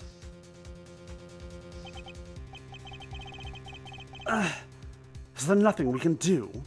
To be continued. Rock on, freaky bro. Yeah. Woo! Woo! But we're still not done. Oh my god. How much more is there? Jesus Christ, how long does this go? I feel like this is the longest Ace Attorney episode ever. I can't believe it, sir. Extraterritoriality. Yes, and there's nothing we can really do about that. In the end, we didn't have enough authority to bring him to justice. I can't believe that even though we know he's the boss, we can't lay a finger on him. I know. Hey, Mr. Prosecutor, sorry to skip out on you, but I've got some business to take care of. And what business is that? Well, you see, I still have a bullet wound in my leg that I haven't actually really gotten looked at yet. If we can't even give an evil guy like him a slap on the wrist, then what the heck were laws created for? What good are they? If the law can't help us, then I'll go as the Yatagarasu and take care of this myself. Don't you dare. Mr. Edgeworth? Sorry, that was a bit too harsh. I know how you feel, sir. We're trying to take on an ambassador after all, and he did tell us earlier to get out of the theater. This is kind of their country, I guess. But I feel like I've been slapped across the face for just doing my job. What am I going to do? Should I retreat for now and formulate a better plan of attack? Come on, everyone! We can't give up yet. Okay. I want you to think about something for a sec. We've never let up for even a second, and as long as we don't stop investigating, we might find the rotten treasure hidden here. She's right! Come on, Mr. Edgeworth. You're right, Kay. Very well, let us reopen the investigation and see what we can find. Come on, Kay. Right behind you. Okay, then I'll go check out the ball a bit more, sir. Jesus Christ.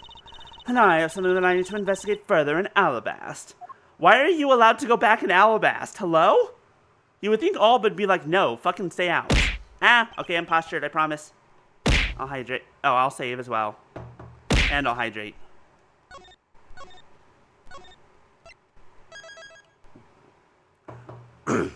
Thank you for whacking me upside the head. Now then, before I gather any more information, I should do a bit of housekeeping.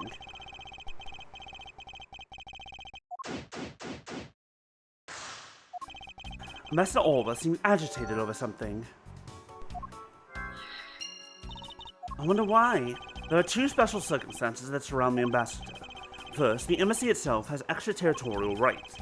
If something happens on Alabastan soil, we are unable to legally prosecute him. Cool! It sounds like embassies are the perfect place to steal whatever you want. And Demoted Damas II run a smuggling operation and make counterfeit bills, apparently. But I thought all the counterfeiting was done by Mr. Coach in Babal. Yes, he apparently used the embassy's coupon printing press to do it. But it's the same story over there anyway. Babal also has extraterritorial rights. Which brings me to my next point, the ambassador's extraterritorial rights. Those rights are effective even in our own country. Really? No matter what happens, he can never be tried in our courts. I'm just a baby. Baby Jeff! He retains some very special rights indeed. Basically, no matter what wrongs he may commit, we can't bring him to trial here. So I guess we really don't stand a chance, do we? But if he committed a crime in Babal soil, then maybe Babal can try him? Wait, no, they don't have it. They can't either because of extraterritorial rights. We might stand a chance if we can somehow nullify either one of his special rights. This guy stinks! This was taken just before the two ambassadors gave their bouquets to the Steel Samurai. Wait, is it just my imagination? Or was this something in this picture that I've seen before? I won't rest until I've inspected every suspicious-looking nook and cranny. Something there that we've seen before?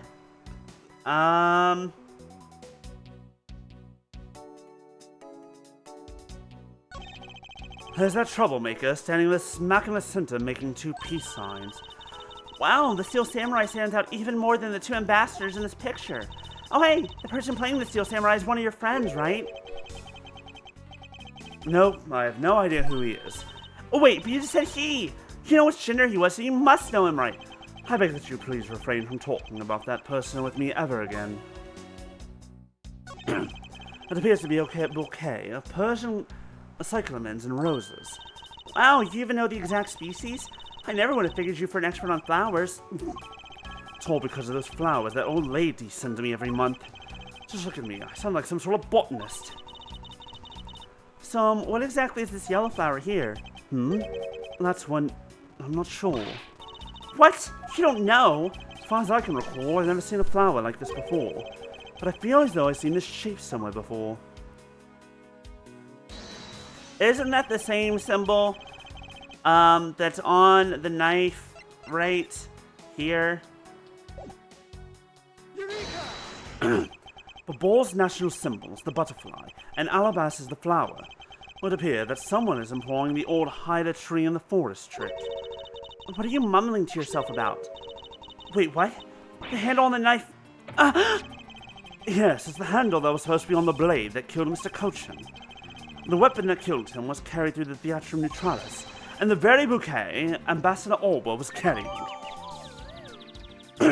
I'm fine, I've only been bonked a little bit.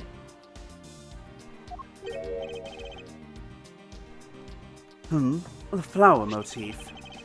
It looks like one of the flower petals is missing. Oh, and take a look at the weapon itself. It's missing the exact same petal. The knife in the photo is most definitely the same as this murder weapon.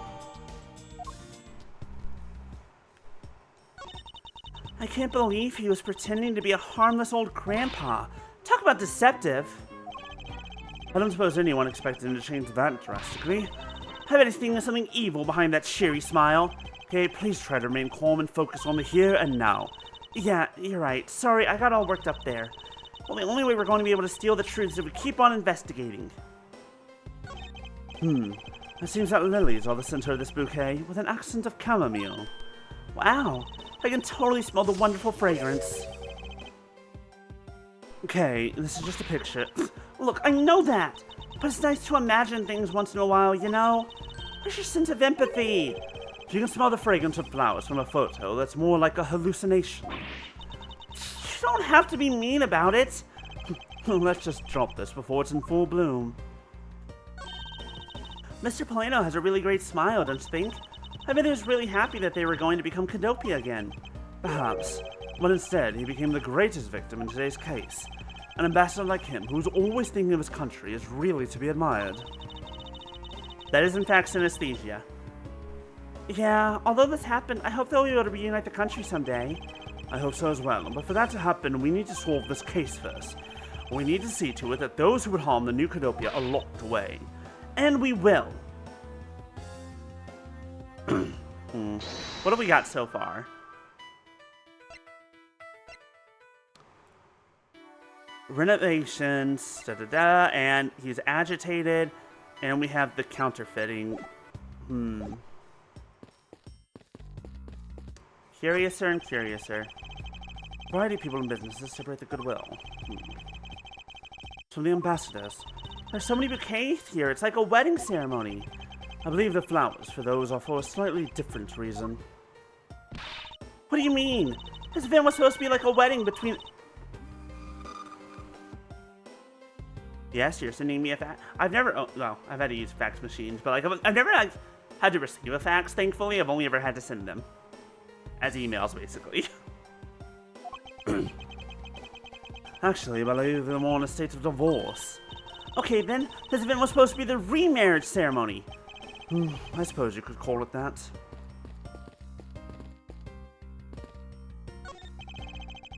At my Global Studios. Global Studios? I was where they filmed the Still Summer.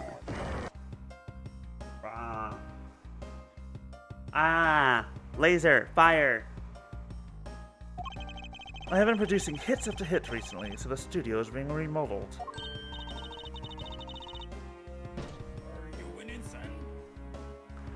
son? Unfortunately, it feels like we're losing, but we're not giving up yet.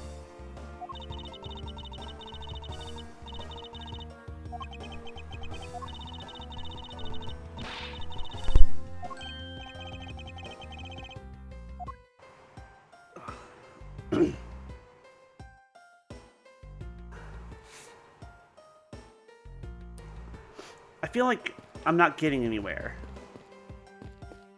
I feel like I'm... Can I put something together?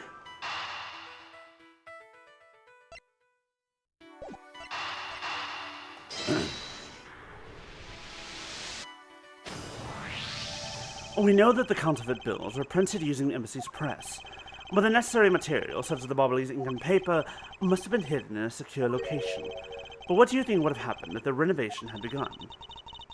Well, he probably had to find a better hiding place, or get rid of all. Alright, so we can assume that the renovation was the cause of the placing Bill's disposal.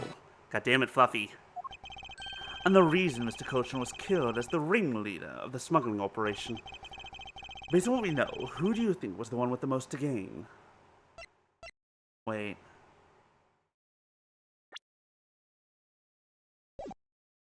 Wait, was it actually... The answer is Ambassador Polano. You really think so?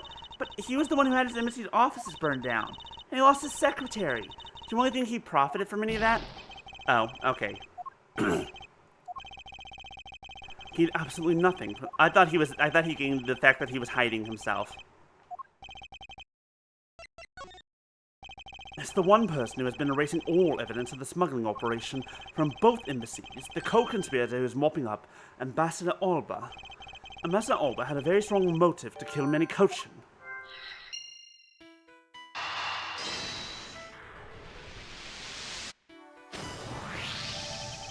The cause of Ambassador Alba's agitation, the rotten treasure we may find, and the motive for killing Mr. Cochin.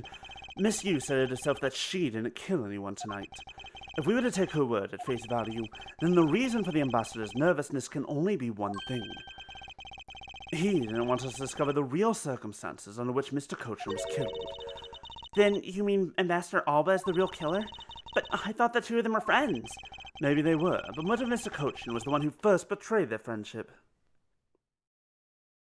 Hell yeah. Oh, I get it.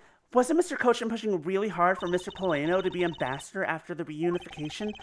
Yes, and that was the real reason why he wanted to steal Alabas Prima Duck's statue. So Mr. Cochin hired Damas II to go steal it for him. But when Ambassador Alba found out what he was up to, he killed Mr. Cochin? It is definitely a possibility at this point. Those two really were thinking of no one but themselves. But the question now is, how did he do it? Ambassador Alba was an Alabast, but Mr. Cochin's body was discovered in Babal, right? Right, and that is what we must solve next. I believe we now understand why Ambassador Alba was so nervous and agitated. It must have something to do with where Mr. Cochin was killed. A place where the Alabastan ambassador was likely to meet the Babalese Mr. Cochin. The place where they happen to have committed the murder is the Atrium Neutralis. The only place that makes sense is here, at the Theatrum Neutralis. What? Here? The Goodwill event was being held here today, correct? So the only place that the both of them would have been is in this place, is here. But if that's the case, then everything changes. This theater isn't actually Alabastan land, so that wipes out one of those extraterritorial rights he has. It makes logical sense, in which case, there's a reason for us to investigate further. So what should we check out? Let's see. I believe we should check out the immigration records for both Alabast and Babal post-haste. Babal's records should be easy to obtain. However, the problem will be Alabast. What if they would allow us to see the records despite the order to vacate? Francisca! You here to help? I'm already one step ahead of you, Miles Edgeworth. Francisca. I have here the security footage from both Alabast and Babal. You would do well to take a look at its contents. You move fast. Avant Karma strives to be perfect in every way. It's not in my nature to keep on retreating like this. I took the liberty of looking over the Babal investigation reports as well. From now on, you will make no excuse to back down or say that we can't solve this case. I'm sorry about earlier. We won't be beaten, because my cute little subordinate is going to try his very best, isn't he? Hasn't she patronized me enough already for a lifetime? So this video contains footage from Alabast Immigration Screening Area. I really hope there's something in here that we can use.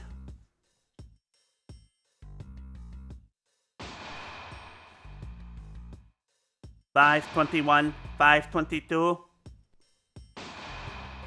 The Steel Samurai and his Iron Infant.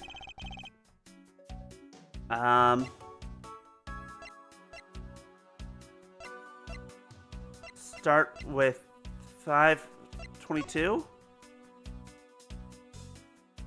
Can't believe how completely fooled I was by the way he carried himself. He had me fooled too. According to the files I had sent for earlier, Ambassador Alba was a Godopian hero. He saved the royal family from danger countless times.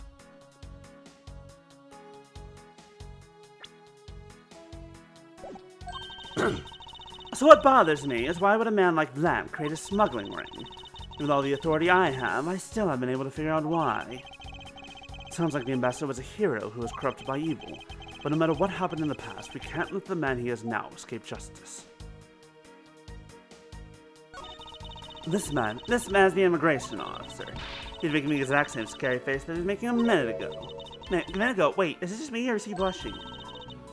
It appears that he gets flustered around the ambassador. I guess the ambassador is well respected inside Alabast, too. You could say that. The guard doesn't appear to be capable of looking at the ambassador. Posters at the tourist spots. I wonder if Alabast in general like theme parks.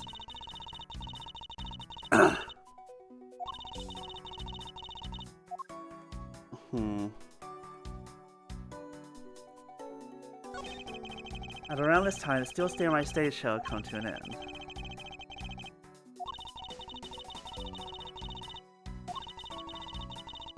Going to give a speech in the Rose Garden. Being an ambassador sounds like a busy job.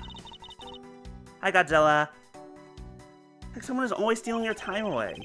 Yes, I imagine it's something like that. But despite how busy he was, he still managed to find the time to kill Mr. Cochin. And move his body somehow from the Atrium Neutralis. That's the door leading into the Atrium Neutralis. The more the guy tried to keep me out, the more I wanted to get in. It's human nature. I guess I can't complain too much. I did get let inside in the end. At least nothing seems out of the ordinary with the door. I'm starting to suspect there's nothing suspicious here.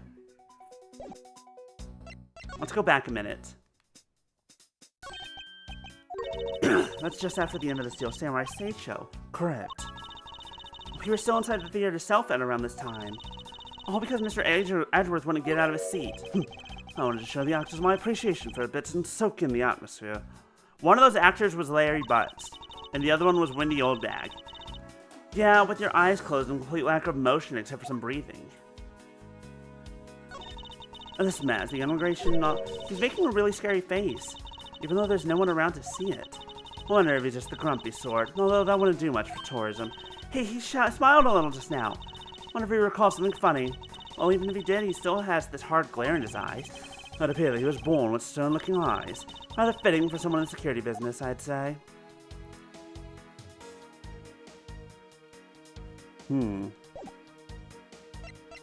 Hate the actor and still respect the work? Yeah.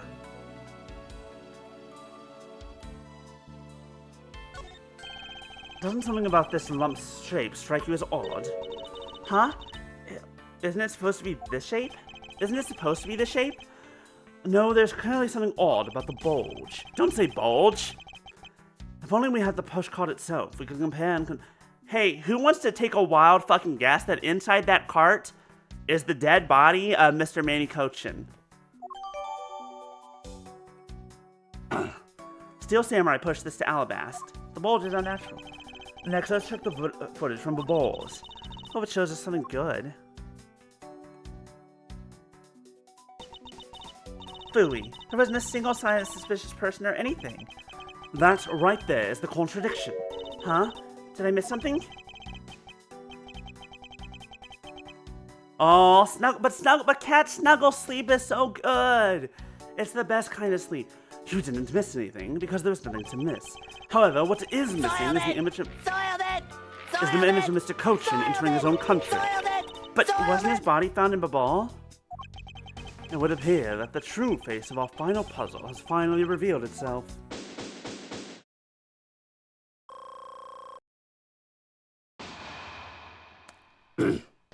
Oh, that was intentional? Good. Katie Snuggles are good. Ambassador Olba. I thought I had asked for you and your group to vacate the premises, Mr. Edgeworth. Actually, I thought I should let you know that this theater sits on my country's soil. You've had your fun, and I've enjoyed our little game. I dare say that you've even achieved a new high score. However, once you've recorded a score, that same game can never be replaced. That's not how that works. Someone should really tell speedrunners and everyone that's ever touched an arcade or replayed anyone who owns video games that you're only ever allowed to play any video game once. You go to an arcade machine and you play it for like 10 seconds and you die immediately because you're still learning the controls. Sorry, you got your score. You're not allowed to keep playing. Do you understand what I'm saying to you? Your game is done, and it's game over. I've broken the law so many times. No. Where do you think you're going at this time of night? After admitting to my crime, I was overcome with regret. So I'm heading to the airport now to return home. I'm afraid I can't let you do that. There's still too many issues we need to discuss with you. You can't stop me, Mr. Edgeworth, and you know it. Plano! Please, may I have a little bit of your time, Ambassador Alba? Ambassador Plano. Even just a teeny tiny bit is fine with me. The already strained relationship between our countries is in a precarious situation, you know. Very well, if you insist. I will play just one more round with them and see what they want. Not that they'll get any farther. Ambassador Plano. Mr. Edgeworth, all I wish for is the normalization of relationships between our two countries. But there's one person standing in the way of that dream. I believe in you. You'll do it right. Thank you for your vote of confidence. And to think I didn't trust you. Now then, what was it you wanted to ask me about? I do have a flight to catch after all, so I'm afraid I'm going to have to limit you to just one question. That's more than enough, because I only have one question anyway. I want to hear your alibi about how you couldn't have killed Mr. Manny Cochin. Oh, I see. You seem to have a good hand this time around. That should be fun. This really is the very last chance we have to bring him down. I won't allow even an atom-sized contradiction to slip by. Ambassador Alba's alibi. Alliteration. Frankly, I still don't understand why I am being placed under suspicion here. Under your hypothetical scenario, Mr. Cochin and I were fellow smugglers. But to get to the point, I was in Alabasta the whole time. So it's simply not possible for me to have killed him in Babol. That is my alibi. So that is your alibi. That is correct. It's simply not possible for me to have committed a crime in Babol. Now that we cleared that up, I'd appreciate it if you would move out of my way. I said hold it! What is it this time? I thought I told you I'd only allow one question. You did. But you still have yet to really answer my one question. What? Until you tell us the truth, I will refuse to budge an inch from where I'm standing. Very well. I'll play with you just a little longer. Miles Edgeworth, as my subordinate and representative of this country's prosecutors. You are forbidden to lose. Of course. That is something I've understood from the start. That guy's the one who ordered my father killed, isn't he? Yes, I believe so. The goal of the first Yatagarasu was the capture of the smuggling ring's leader. My father and Uncle Bad. Their legacy will live on, through me. So that's why we've just got to catch him, okay? We will, I promise. Now, Ambassador Alba, let's have it the truth now, shall we? No matter how many times you ask, my answer remains the same.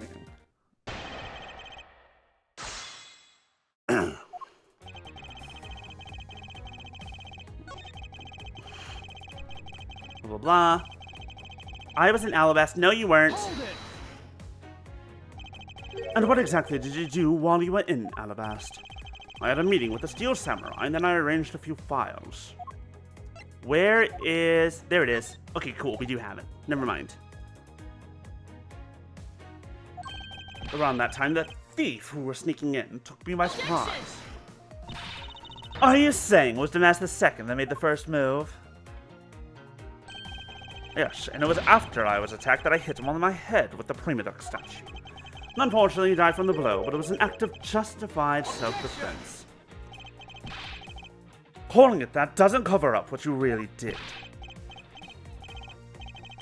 No, my boy, I'm not covering up anything. I'm telling the truth.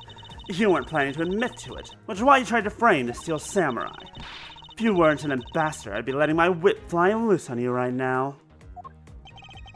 Terribly sorry I didn't clean up the body, but I am a busy man. I had a speech to give in the Rose Garden after that, you know.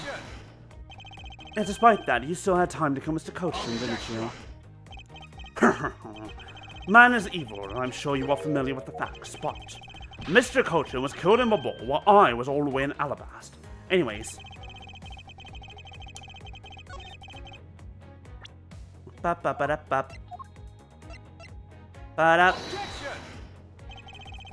Wait. Wait, hold on. Yes, it does contradict that piece of evidence. You said you were in Alabasta the whole time, but here's a photo of you here in the theater.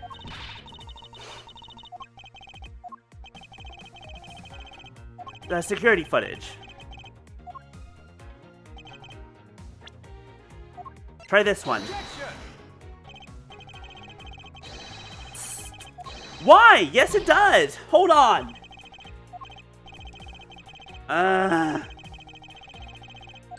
Fine, I know what it is. I know what it wants from me.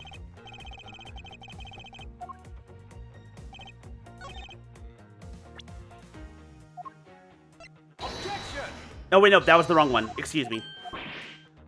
Right statement, wrong evidence. I meant to click on this one. What do you mean?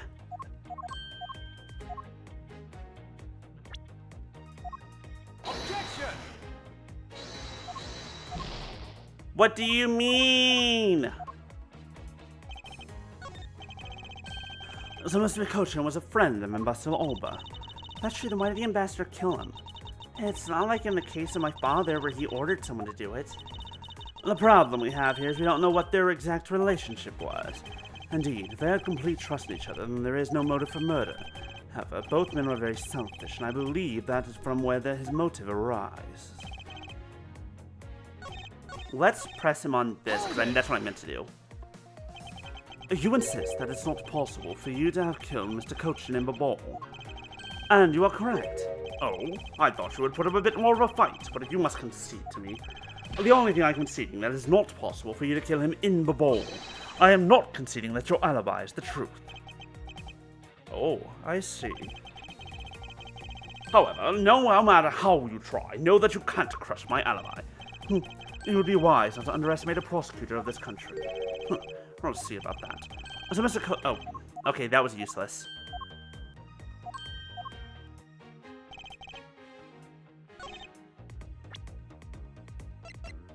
Is it this one?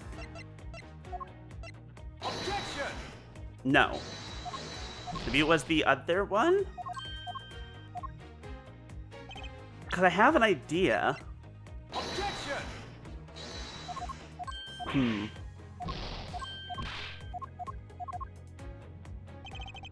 Hold it! It's not a hypothesis. Earlier we proved it to be what happened. Well, let's leave that to one side for now. Oh, okay, I'll save here. Okay.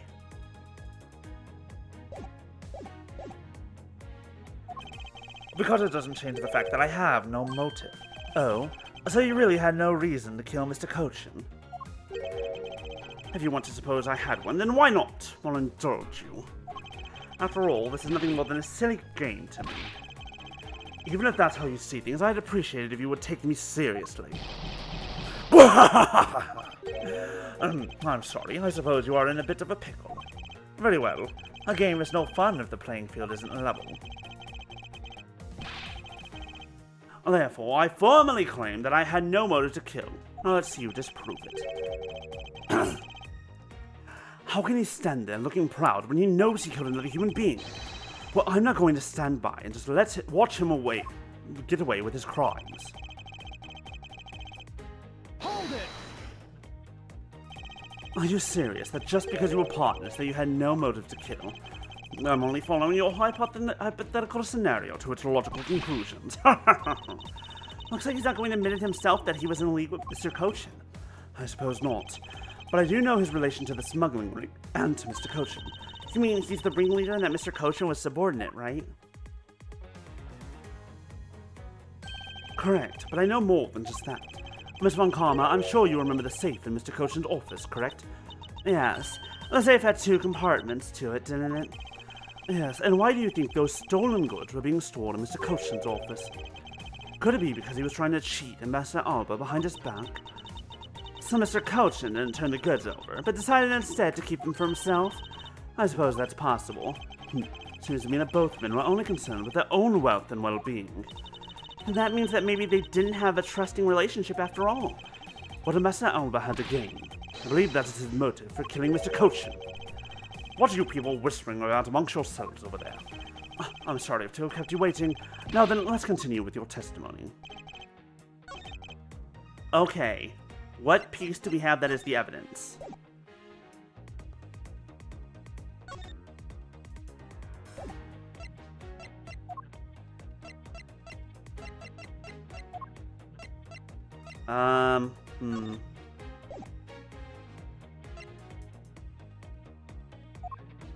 Your motive.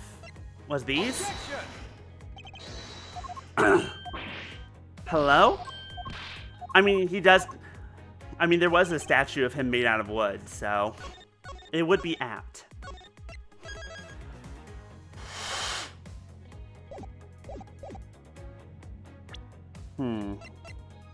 Motive. Objection!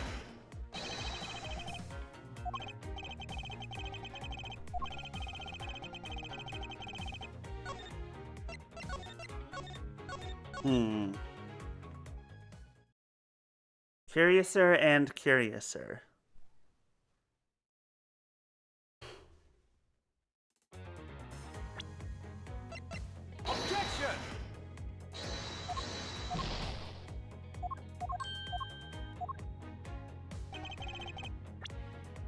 What's your motive? Your motive is this one? Objection!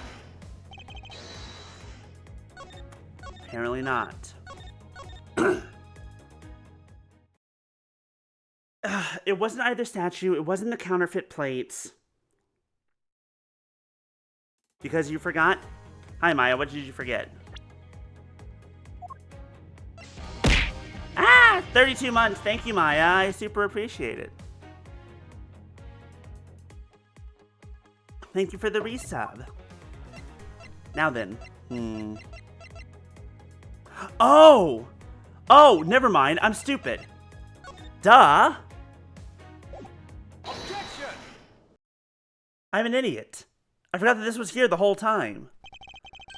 If you want to know, I believe you did have a motive to kill. It was because Mr. Cochin had betrayed you. But you had your own reason too. And I mean, you wanted to pin the smuggling all on him. Evil begets evil, and because you were trying to test each other, it turned into this mess. I don't believe this. You have a bad penchant for telling tall tales, Mr. Prosecutor. And if you're not, then I suppose you have some proof to support your argument. I never use guesswork in moving my cases forward. It has been proven that this note was written by Mr. Cochin's hand. Shall we take a look at it? The content of the note is a request calling for the theft of Alabas Primaduck statue. By killing him and pushing all of the guilt for the smuggling onto him, you walk away spotless. I believe you understand what I'm driving at. You had more than a few reasons to kill him. Are you finished with your hypothesizing? Excuse me. Let's suppose I did have a motive. Even so, a motive or a thought alone can't kill. Isn't that right? I didn't expect him to resort to playing the semantics game with me. It appears that this is where the real battle will begin. Now then, if you will excuse me... Wait, what? I told you at the very beginning, didn't I? You only get one question. Ambassador Alba, if you could please give us just a little bit more of your time. Doesn't matter what kind of man he was my subordinate. Which is why I would like for us to figure out the real cause of his death. This is something for Rebuttal to figure out, and something to which I have no relation to. Now he's even turning down a request from Ambassador Paleno. I'm very sorry, but it seems that now even my voice falls on deaf ears. There's no need for you to apologize, Ambassador Paleno. We must find some way to stop him from leaving. It seems there are no further objections. In that case, please allow me to return home. Who said hold it? Who was it this time? Hold it right there, Ambassador Alba. Okay. Like I said, Mr. Edgeworth, Deodagrassu's legacy will live on through me. Yes, but how do you suggest we stop him from leaving? You just leave that to me. Ambassador Alba, do you recognize this? No, and why should I recognize that tattered old organizer? Wait, where have I seen that before? That is a clue my father, Bern Faraday, left for us. Did you say Bern Faraday? Mr. Faraday's organizer. Don't tell me this is the one from the second KG-8 incident. The one in which he wrote about the Otagrossu's key. Yes, his organizer belonged to the prosecutor you had Miss Yu killed 7 years ago. I have no idea what you are talking about. You say that like it was related to me. Inside this organizer, he wrote up every detail of every evil thing you did. What an amusing little girl you are, but that sort of trickery won't work on me. If you won't believe me, then take a look at this. Little thief? And what is that toy there? Let's go. This thievery device was used by the Yatakarassu, or rather, by my father. Okay, where are you getting this dramatic wind from? Don't you know? I have wires sewn into my cloak and into my skirt so that they can billow dramatically on command. 7 years ago, he used this when he snuck into this embassy. What? These 2 pieces of evidence that hold information the Yatakarassu dug up on you. If you go home now, I won't hesitate to send it all to Alabaster right behind you. Little girl, get to the point. I want you to go up against Mr. Edgeworth one more time. If you win, then I'll hand over these 2 pieces of evidence. The Yatakarassu, ever the thorn in my side. Okay, does that organizer really contain any information on his dirty dealings? It's nothing case-breaking, really. Ah, then it was just a bluff. Even if it was, we still can't let all the info my father and Uncle Bad found go to waste. Plus, just the existence of Little Thief is troublesome enough for him. Those two pieces. Are they keepsakes of your father? It's okay. I believe in Mr. Edgeworth. He'll come out on top in the end.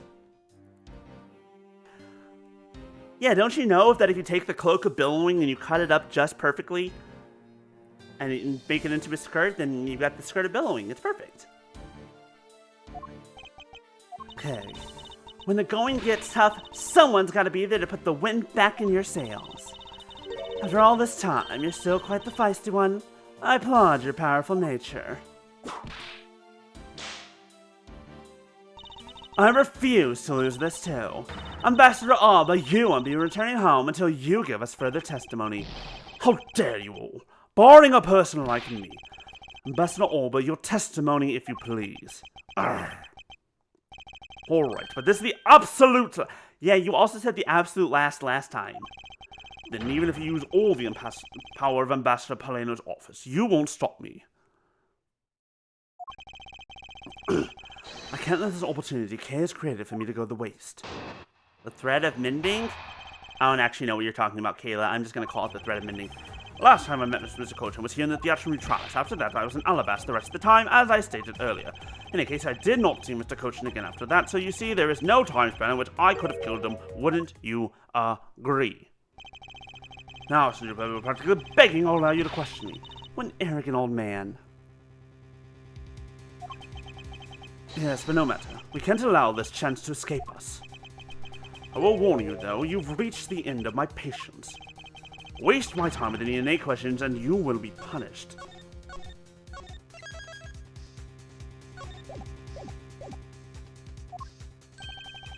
So no pressing. So any needless pressing or presenting will hurt our case. In that case, the only thing you do is present the correct evidence. Understood.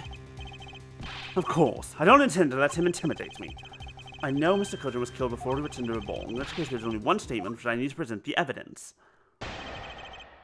Okay, so we need the security footage and or the push cart. That is correct. I did not miss this discussion after that.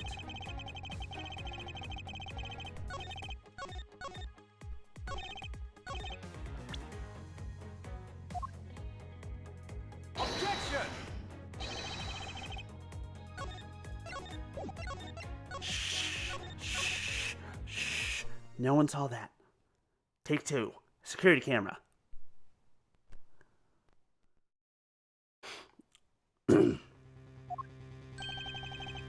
Also, I guess I should have saved it just before doing that.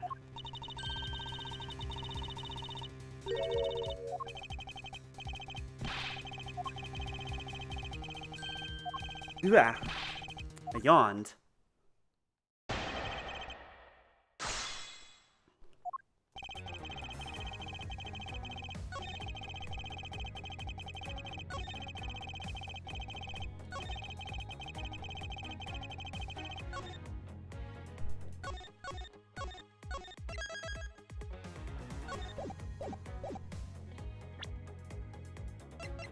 Security footage. Okay, maybe the other one. Maybe the other statement, because there were two options that are both technically lies. Shh.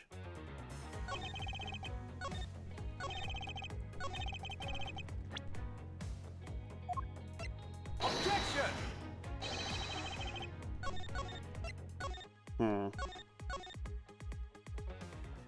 One. Objection!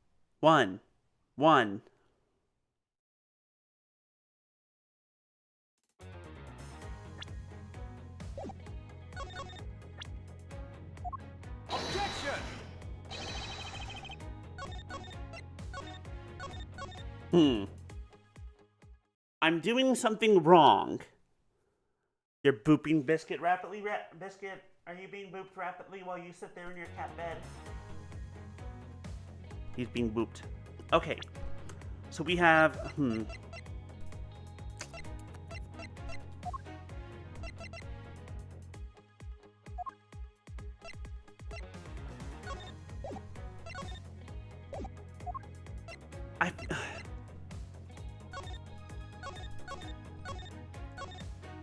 The problem is we have that lump that was very likely Manny Cochin.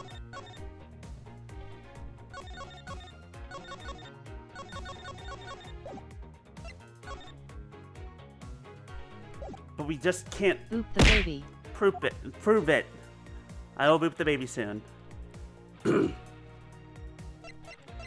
I'm stuck thinking. I'm thinking. Okay, last time I met with Mr. Cochin was here at the Theatrum Neutralis. In any case, I did not. After that, I was in Alabasta. That's true. Objection!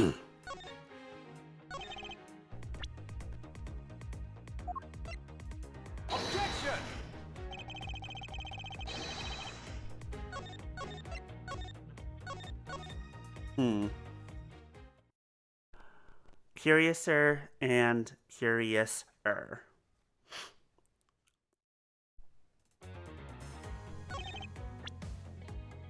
Objection!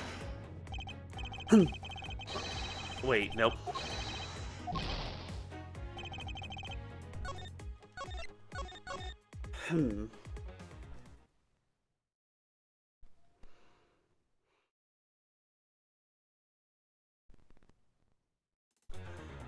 It has to be the security footage, right? Like, nothing else really makes sense. Except for the wet guitar pick that I still don't know what the fuck that's about.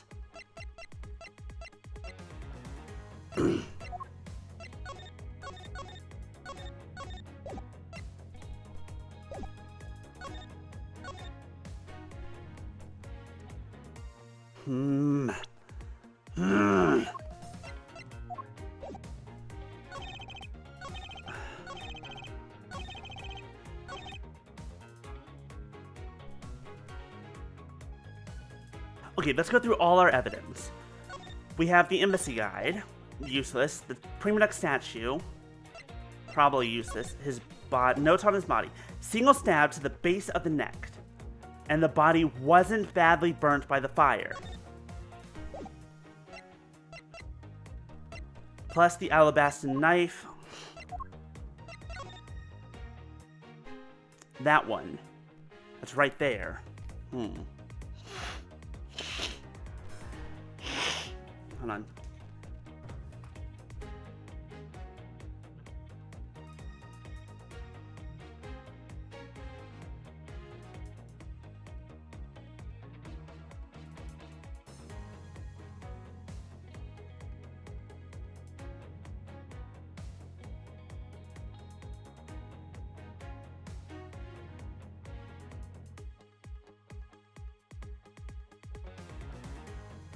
Okay. Back at it. Again, at the Christopher... No. Okay. Knife. Knife in here.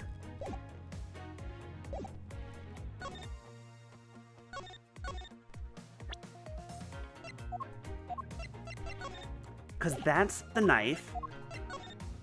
It's this one. The flower that was used to kill him was right here. Maybe that's the evidence we need to present? Because it's some pretty strong evidence and we haven't used it yet.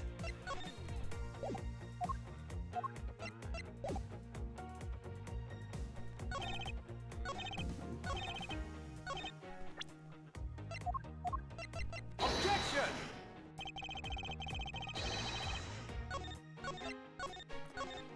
Maybe we'll try the first statement again. Or the last.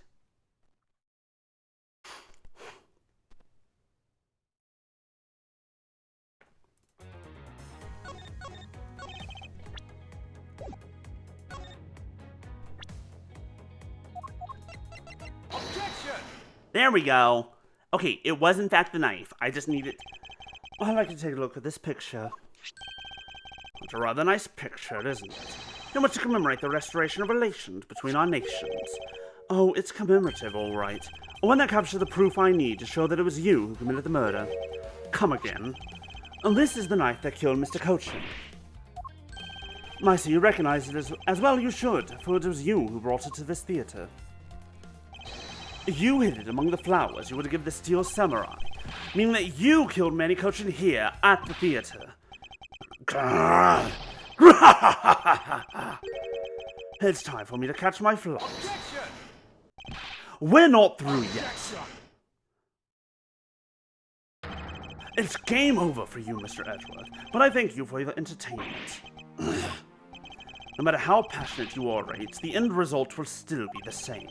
I won't be returning to this country ever again. That's right. This man is an ambassador, and he has extraterritorial rights. No matter how hard we chase after him, we won't be able to have him tried in court. Yes, that's exactly the face you should be making. The face of a worthless cur. Now then, ladies and gents, I must bid you farewell. The course! Is there no one who can lay a finger on this man? Is this really the end? Agent Lang! He came back! Hey, how's that bullet wound treating ya? You know, still bleeding like a bitch, but yeah, I'll live with it. I've had worse. Agent Lang, sorry to keep you waiting, Mr. Prosecutor. Get out of my way. My plane is scheduled to take off soon. Sorry, but you're not going anywhere, Mr. Alba. I'm through playing games with you people. You can't touch me. If you do, we'll spark an international incident, Agent Lang. Did you notice the very specific wording he used? He called him Mr. Alba. You're not the ambassador anymore, motherfucker.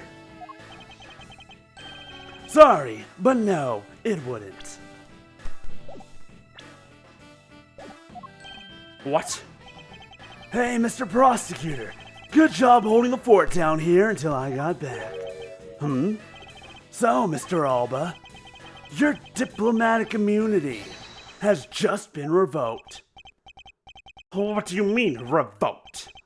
Spare me this nonsense and let me through. Langzy says, before aiming for the throat, shoo the neck shield off first. I mean, isn't the neck shield at the throat? Isn't the throat's below the neck shield? So, obviously, right? Like, if you're aiming for one, you're technically going for both, whatever. Interpol headquarters in the Imperial household of the Kingdom of Alabast. Took a while to get things rolling, but they finally moved on it. The Imperial household? What have you done? You've been relieved of your duties as ambassador, Mr. Alba. What? Effective today, effective right now. And you have Mr. Prosecutor's videotape to thank for this. The video that Yatagarasu protected? You can't be arrested simply because you're an ambassador.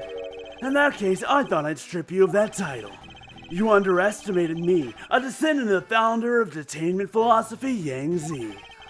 4,000 years of deeply entrenched connections and networks around the world have really paid off. It can't be! I can't believe this! My ambassadorship has been revoked?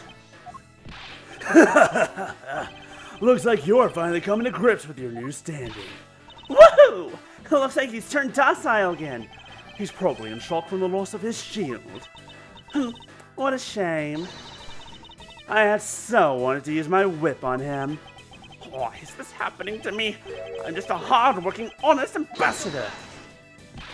Do you really think you can still pull that on us now?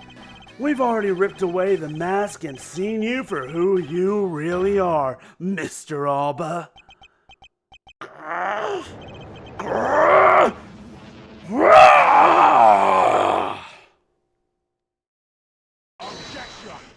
Uh-oh.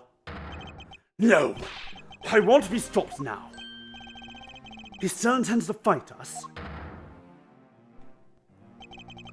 Why does he look like Pinocchio? Questions we've been asking for weeks now, Kayla.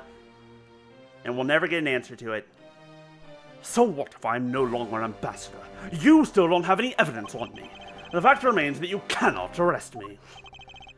I'd expect it no less from you, the boss of the smuggling ring. Except, clearly you haven't met me, Agent Lang, the guy who will fucking arrest you no matter what. Get fucked. Well, the rest is up to you, Mr. Prosecutor. Understood. You say that I killed Mr. Cochin in the theater, but even if it's true that there was a knife in my bouquet, I left that bouquet in the theater, so anyone could have taken it out from there and used it, right? Besides, the claim that he was killed here itself is odd. After all, wasn't his body discovered in the ball? Are you claiming that I carried his body all the way over there? Preposterous. I'll be the one to prove whether it's preposterous or not. Ex-Ambassador Alba, are you ready? Because this is no game. This is war. Part 3. God damn it. Anyone could have taken the knife from there besides Mr. Cochin's body, blah blah blah. We've already read all this. There's no way for me to have transported his body from the theater. Okay, we've kind of already proven that you maybe can. Oh, don't you think you've had enough fun with me? This is 100% a marathon. This episode is just like, oh my goodness, we've reached the end. And then someone moves. This is literally moving the goalpost constantly. You've already stolen my ambassadorship for me. Would you have me surrender too? I mean, yeah, that'd be nice. You have no plans to ever return to this country, isn't that right? Did you know that a bunch of your subordinates are seeking asylum because of you? As if I care. Hey, Mr. Prosecutor, boot this guy out of the embassy and we can finally end everything. I know, and I will give it my all to see that he leaves in handcuffs. Without the title of ambassador, he's just another witness.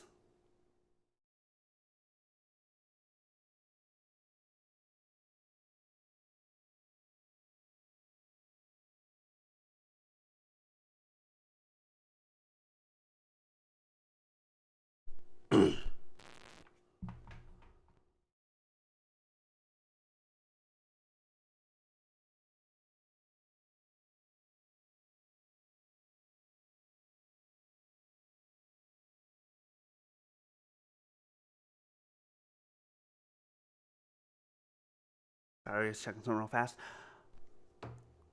It never escaped from the cat. The cat must escape from you. Yes, just another witness. Oh, I love how everyone's getting ready to beat the ever-loving shit out of them.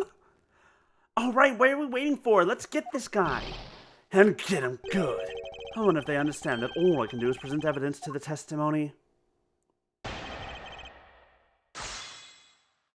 Okay. I left that bouquet in the theater. Anyone could have... Hold it! You still wish to deny your actions, and you still wish to deny reality and accuse me of murder. What? I am not in denial.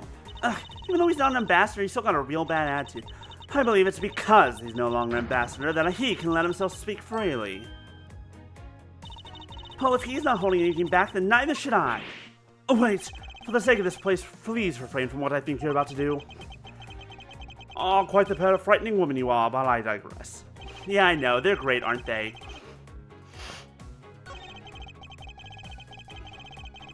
Hold it! Is that really so? You could have easily blackmailed your subordinates to be quiet and then moved the body. That's quite an insult to me and my subordinates, and I'm afraid we can't have that. Very difficult to enter my embassy, as the guard always conducted thorough check. If someone so much as making an unnatural movement, it would arouse the suspicions. Come to think of it, the button... Autobots, roll out. I know exactly what to do. Okay, I know what to present. Here we go. Wait. Let me think about that for a second. Mr. Alba said the guard would become suspicious if someone acted unnaturally. But then, by the same token, the guard would not become suspicious if someone were to act naturally. If we retrace Mr. Alba's movements, we should find some hints solving the case. Well, we went back to Alabas, right? From there, he started preparing for his speech in the Alabastan embassy. That does sound like it wasn't possible for him to have him. He couldn't have gone to a ball, but the body didn't remain at the theater either. Is it possible the body was temporarily taken to a different location first? Objection!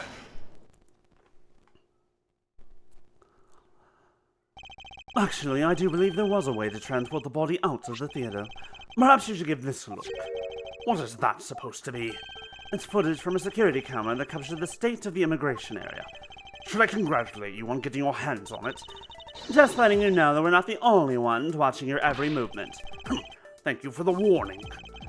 Now, if you could take a good look at this section here. This lump here inside the pushcart. Do you know what's causing it? Should I? Because I don't. In that case, allow me to enlighten you. This is the cause of the unnatural lump. Blah blah blah blah blah blah blah blah. Take that! What is the meaning of this? Of showing me that? It is to say that the unnatural bulge in the pushcart is Mr. Cochin's body. You had the steel samurai wheel his body away from the real crime Surprise, scene. motherfucker. Get surprised, bitch. What a guess.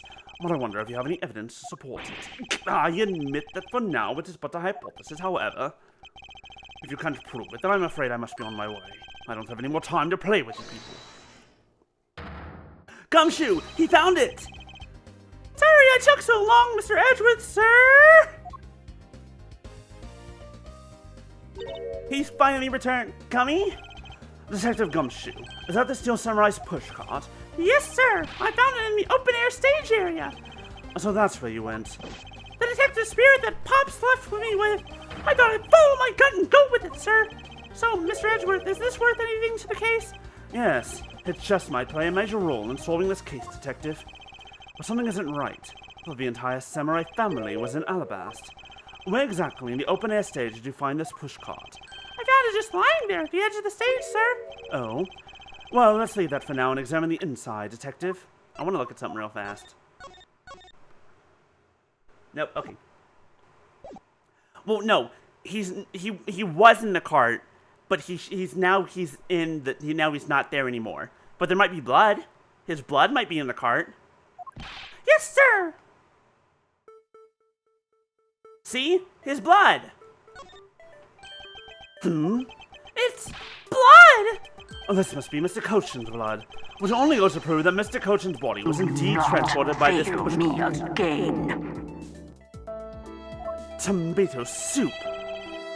See, here's the thing. When I was real young, I didn't like tomato soup. It was plain and boring, and I didn't like it. However, when I got older, and you start putting spices and other herbs into the tomato soup, now it tastes like something. Now it has a good flavor. Give me that paprika, put some thyme in there, some oregano and basil. Get the good shit. I believe you understand what this means, correct? You killed Mr. Cochin at this theater and then placed his body inside the pushcart. And then you forced the Steel Samurai to unwittingly move the body for you. Or at least I didn't. Maybe it's not that it was bland, I just didn't like it as a kid. But some adjustments and it was better. Sweet? I don't know about sweet. But also, it's been 1,000 years since I had tomato soup, so I forced him to move the body into Alabast. What's nonsense? Why would I bother to do such a thing? You were scheduled to make a speech in Alabast. I mean, it was difficult for you to make a stop in Babal. However, what if you moved the body to Alabast? Because it was your embassy, you could keep an eye on it and tamper with the evidence. And then you smuggled it out of Alabast. I don't necessarily like tomatoes on their own, but like, tomatoes in stuff is fine. Like, I don't like tomatoes on sandwiches, but like, I like pizza and pasta and all that other kind of stuff. If I can show you how you move the body from Alabast to Babal, what's happening to his face? Ugh, nasty things. And then I win. But you can't! The security between the two countries is incredibly tight. I'll be the one to judge whether I can or cannot prove it. So I ask you to provide us with testimony regarding Oh my god, we're not done yet! Miles Edgeworth, have you figured it out? Do you know how the body was moved? To be honest, I have nothing to support my hypothesis at this time. However, I don't believe I made a mistake in my logic up to this point. Which means, there's no question that can't be answered, right? The Prima Duck statue was smuggled successfully through a brief flight through the air. So why shouldn't there be an answer as to how the body was moved? Which means that there must be a logic flaw somewhere I can exploit. What if he was also sent down the wire?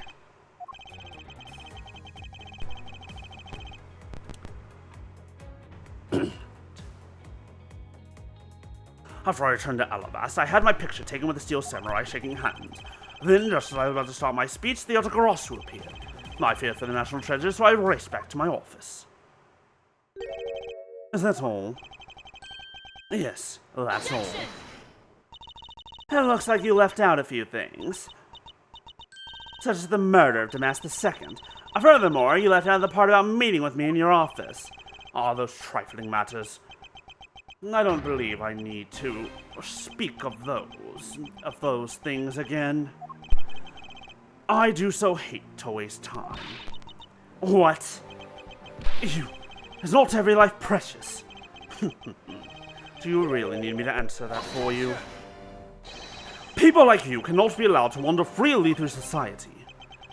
And you'd better try hard, because I doubt you'll find a single contradiction. He's really full of himself, isn't he? Yes, he is. How can he be so confident at a time like this? Come, don't be shy. Go ahead and ask whatever you'd like. Rebuttal part 4. Or moving, whatever.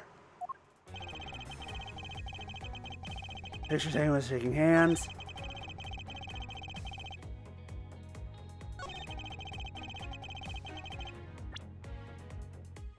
But wait. My voice doing okay? My voice is doing okay. I'm more just like, a part of me is like, I want to be finished. I want to get to the end, because this motherfucker is dragging this out. Hold it. I thought the Pink Princess was also around. Pink Princess was suffering from a bad hip at the time, and the doctors recommended that she rest. Wow, so you do have a soft side after all. Pain of a bad hip. I suppose none of you can really understand how it feels. Oh, so you tend to strain your back as well, huh? But isn't that just because you're normally all hunched over? You did need to keep up the act no matter what, I suppose. That would kind of fuck your back up. Point of this is not to discuss my back problems.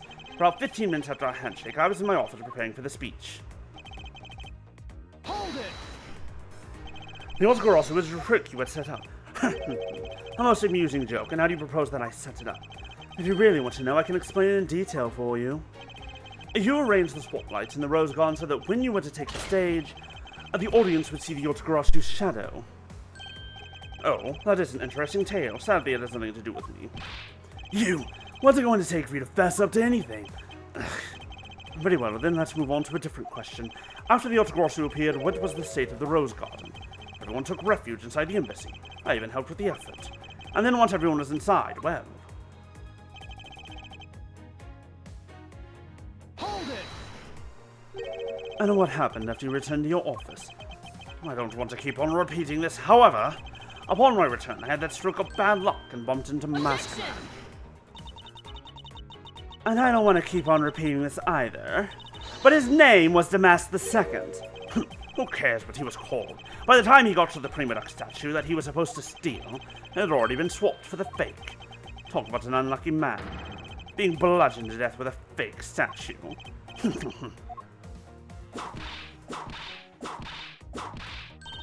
Miss Von Karma is really letting her wet fly now. Ouch! I think the scary part is her silence while she's doing it. She must be at the limit of her patience as well. But physical attacks are meaningless here. Only evidence will suffice. I can't find a single flaw in his arguments. At this rate, I won't be able to prove that he is actually guilty of anything. Are we finished here? Miles Edgeworth, can you not come up with how the body was moved with the ball? Sir? Mr. Edgeworth? Even after proving so much, is he going to get away with it? Is this the end? Is this the end? Hold it! Who said it? It appears that we made it just in time. The Steel Samurai? It would be a great honor if you would allow us to be your allies in battle. Evil Magistrate, it is time for you to pay. I have questions. It's the Steel Samurai? No, you are mistaken, for I am... Steel Samurai Daddy, married man in Neo Tokyo. And this is Pink Princess Mommy. Don't. Sanji Poo! The two people that I wanted to see the least. Please, for the love of God, Larry fucking Butts. Please, cause trouble for someone other than me for once in your goddamn life. Even the music got silly. Larry? What are you two doing here? Way to show your gratitude. We just wanted to help. Sheesh. I'm gonna get the bad guy with a single thrust of my samurai spear. Go away. I meant for me, the player. This is one of the rare times he's not going to cause trouble for himself or for me. He's going to cause trouble for the ex-ambassador. How can you be so mean to us, Sanji Poo? All three of us came to lend a hand, and this how you treat us? Well, isn't this grand? And I see they managed to find the Iron Infant.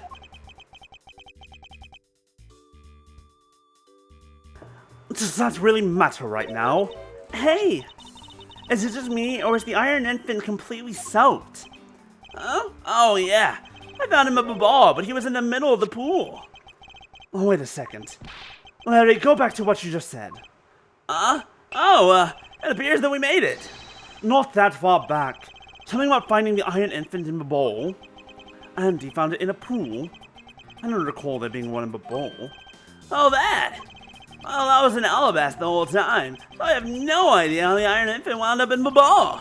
I thought I lost him in the Rose Garden. But I guess maybe this cute kid can swim, huh? Wait, what? Larry? You lose the Iron Infant in the Rose... Are you sure about that? Yeah, I'm sure. But I found him in...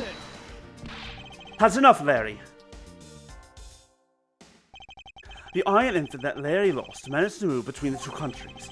Furthermore, the Iron Infant was found soaked in the middle of a pool. This is what I've been looking for. It's another smuggling route between the countries. The key to the route the Iron Infant took to travel from Alabasta is... bilateral symmetry. That's right. This embassy was built with bilateral symmetry in mind. Detective Gumshoe. Yes, sir? There's a location I wish for you to examine post-haste. That's where I believe the route used to smuggle Mr. Cochin's body lies. Does something like that really exist, sir? An embassy built on bilateral symmetry, meaning that this is where we need to examine. Take that! Yes, sir! I'll be back before you know it! It's too late. Doesn't matter now what you do, it's all a waste of time. You will stay here with us and wait. I have a phone call. Excuse me, hold on. This is very rude. This is Edgeworth. Mr. Edgeworth! It's here, sir! Yes, can you not... You don't need to yell into the phone. Everyone can hear you, and you're not even on speaker. Here, I'll put you on speaker. There's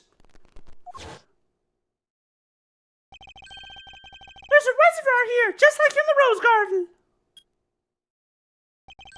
Just as I suspected. What is it? The two sides of this embassy are mirror images of each other, which means that there is also a pool at the corresponding location on the Barbalese side.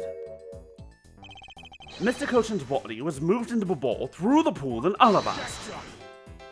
Avoiding the topic with a vague answer like that is unbecoming of a prosecutor. If you don't mind, I'd like to see more physical proof if you have any. The fires! That's why the fires! The fires were done in order to open up the passageway. The Iron Infant is positively soaked in water. Why do you think that is? It's because he was fished out of a pool, and not just any pool, it was the Barbalese one. I think it's pretty obvious at this point what must be true. The water reservoir and the two courtyards are connected. Objection! And where's your proof that the two sides are connected?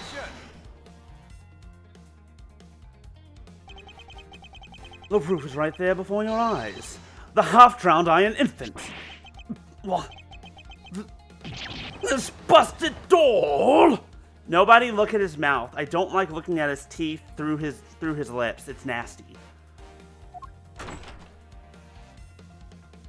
Mr. Edgeworth, I'm back! Hey, don't tell me. You guys figured everything out without me? We did, thanks to this hero of Justice's son.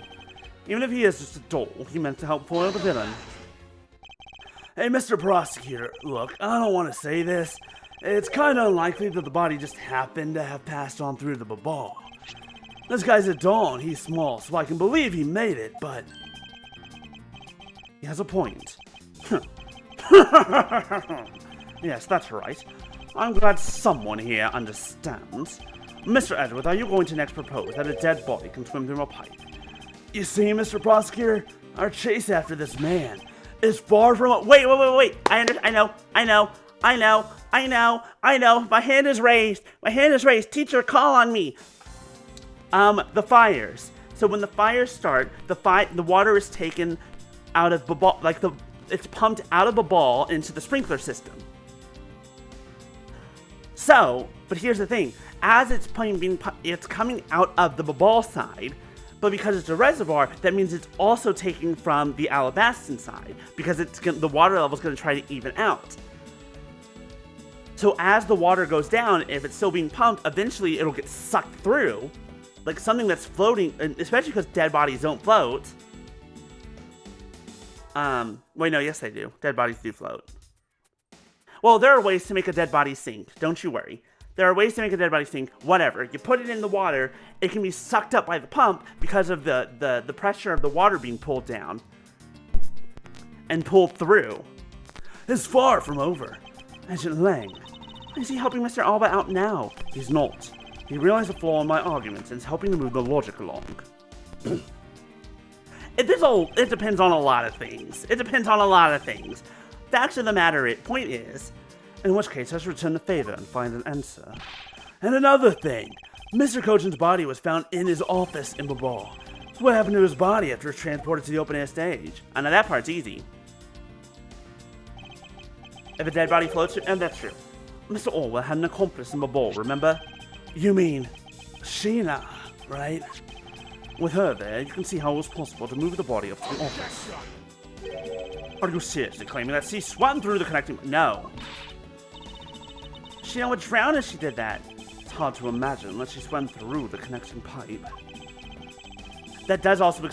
that also explains why he was barely touched by the fires, because he was there at the very end and also covered in water. So it briefly protected his body. Looks like your part. This is about how the body was moved. It's still only half-baked. In the end, it's all just befuddled musings of an accusatory man. No! Hold on! I have the answer! Because from the start, there was no feasible method of transporting the body. Mr. Prosecutor, recall Sheena's movements. What was happening in the embassy around the time Miss Sheena was in the ball? Well, if only there was a way to get rid of the water in the pool. Get rid of the... Yes! Thank you. I already... Now, I believe the time we are done, right? Nope. Unfortunately for you, it's far from over, Mr. Alba. Please let it be close to over. Look, I love the Ace Attorney games. They're terrible. They're great.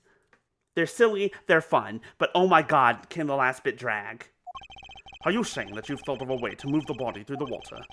Move the body to... Oh, that's completely unrelated to how it was done. Excuse me? Of course, the other option is let the water completely drain and then, hop in with the body and then hop out. The reason I say that is because there wasn't any water there at the time.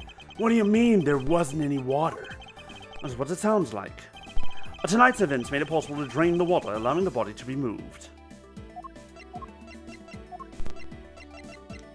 Take that! Tonight, the Autogrossi set fire to a variety of locations in the Babalese embassy. In order to put the fires out, much of the reservoir's water was used. Of course, when the water was used, the reservoir's water level went down. If enough water was drained, the connecting pipes could be used to traverse the border. So what? The water level went down, the reservoirs were connected. Does any of this matter? You can't prove any of this. Microphone, please. You're being so naughty. Pretending to be ignorant won't work with me. We both know what kind of situation we're in right now. Even in a game, there comes a critical game-changing moment. A moment in which you hit a wall that you must overcome in order to beat the game. I haven't lost yet. I found the route to use to smuggle the body, and that route will lead to your defeat. Even if all the water was used by the firefighting effort, you still can't really call that a smuggling route. I know that. I should have figured that you would notice. And Mr. Alba, how deep are those pools anyway? I'll have you know, those pools are extremely deep, and there are no ladders or footholds along the walls either. It would be difficult for Sheena to hold the body and climb up out of the pool. Thought there's a foothold along the wall. There was no need for such things. Wasn't there a crane? Isn't there like construction stuff going on out there? If one were to use a certain something, they could go up and down the pool at will. Oh, it looks like you've got an answer already. Well, what are you waiting for, Mr. Prosecutor? Enlighten us already. The water level. You can just, well, the way in which Miss Sheena and the body were able to rise up to ground level, there were a way to control the water level, and that could be the way the body was moved.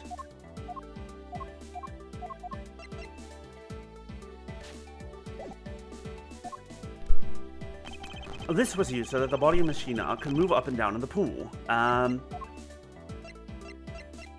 mean, we do have...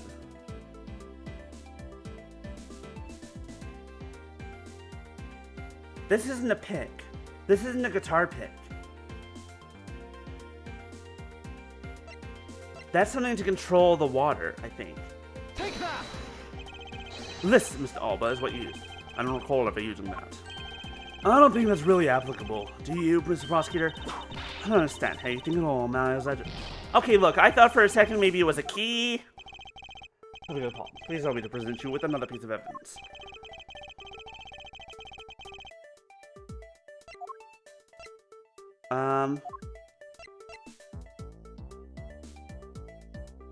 The wire? Well, no, because the wire was used for the arrows. Take that! Mr. Alba used the fountain spouts, in a manner of speaking. He used the fountain spouts. How so? The water level in the pools can be controlled by opening and closing the spouts. The machine on the body will lift it upward by the buoyancy in the water. The fire on the bubbly side and the firefighting effort, these were set in motion all for the sake of smuggling Mr. Cochin's body. Shall I show you where the final destination of my train of logic leads? First, Mr. Albert closed the fountain spouts in advance in preparation for things to come. Then he took the pushcart that was brought to the Rose Garden and pushed it along with the Iron Infant and Mr. Cochin's body into the pool. At this time, Miss Sheena was busy conveniently starting the first fire in the bowl, and then made for the open-air stage's pool to wait for the firefighting to begin. When the firefighters used the water in the pool, the water level went down. And by the time the fire was out, the pipe between the two pools was exposed. I can talk. That is when she puts the pushcart from alabaster into the bowl.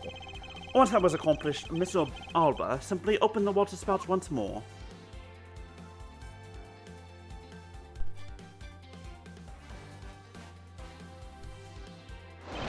And the water level rose up to its original level along with Miss Sheena and the body. After that, Miss Sheena used the pushcart to carry the body up to the Secretariat's office. There is an elevator in Embassy after all. So you see, even with her small frame, she could have easily transported Mr. Cochin's body. And that wraps up my thorough explanation of how the body was moved. Well, ex-Ambassador Alba, what do you think? Not so untouchable without your precious extraterritorial rights to protect you, are you? I knew you could do it, Mr. Edgeworth. Way to fight back! You accuse me of moving the body across country lines.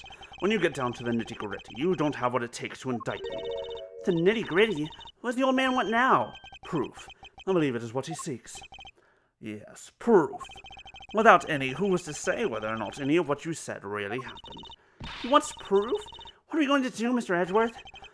There is no need to worry. I've had all the proof we need all along. Apparently. Body wasn't the only thing to go through the pool's connecting pipe tonight. The gumshoe found the pushcart in the open-air stage area. So too did I find one other— now it's the guitar pick. Or whatever the hell it fucking is.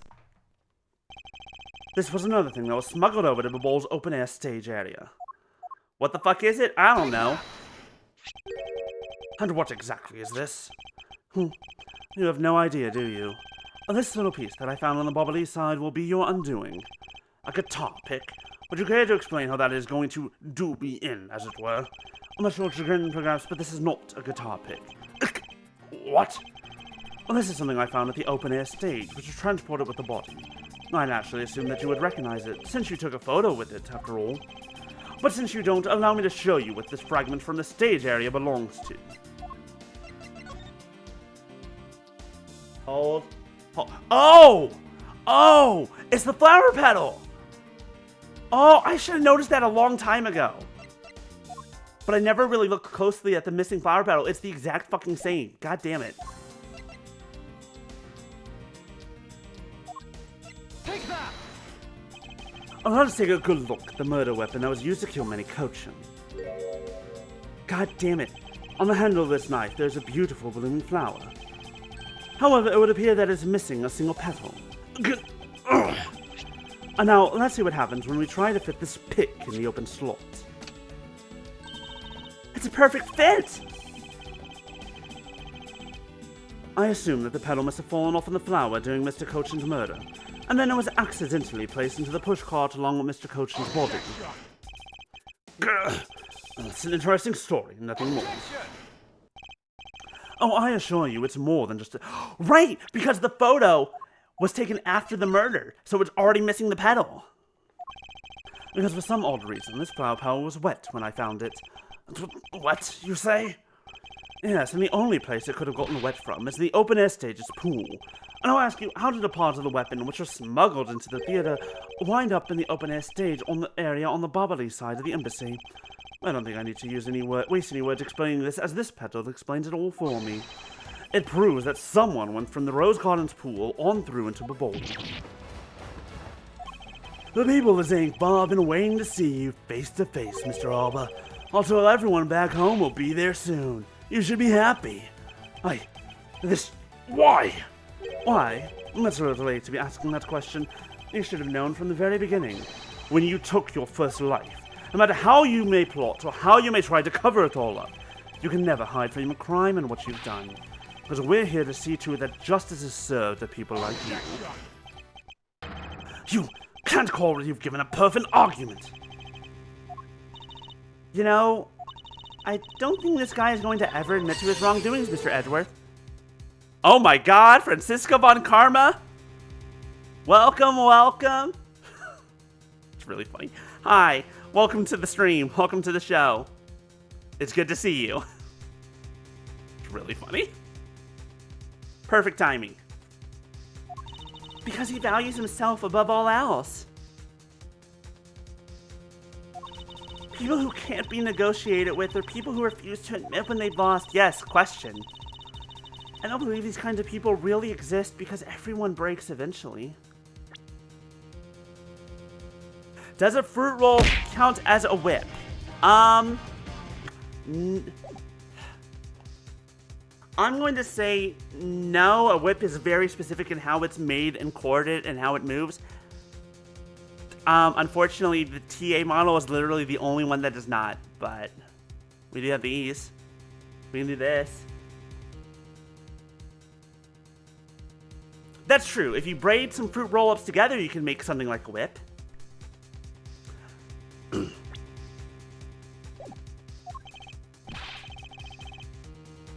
It doesn't. I feel like it doesn't have to necessarily break the sound barrier to be a whip. That's just something that it does. That whips tend to do often, with that little cracker at the end thing. Yeah, Francisca's definitely can. Like, I mean, I think the fruit roll-up is also unfortunately too limp. Is the only word I can think of, regardless of how we feel about the word limp. To properly, like, kind of make the motion. Otherwise, at that point, we'd also have to call any string ever a whip, which is not true. So it's unfortunate. That being said, a fruit roll-up can make a good snack.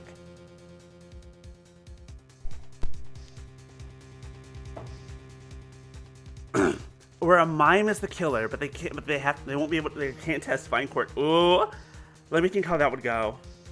Because now you got me thinking about this. Limp gooner scooning over limp goons. God damn it! I brought this on myself, Biscuit. Hi, baby. Did you enjoy your nap?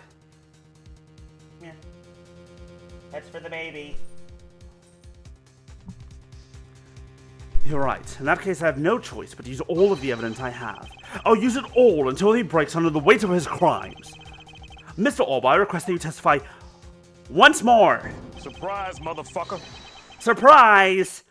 There's another testimony. How many times have we said this is the last test? What do you mean to be continued? Oh my god. It's killing me. This game wants to kill me. I want to finish this game today. Please. How long is this last little bit? It's 3:33 in the morning. Let this man sleep. I request that you testify once more. This is the game that never ends. Yes, it goes on and on, my friend. Anyways.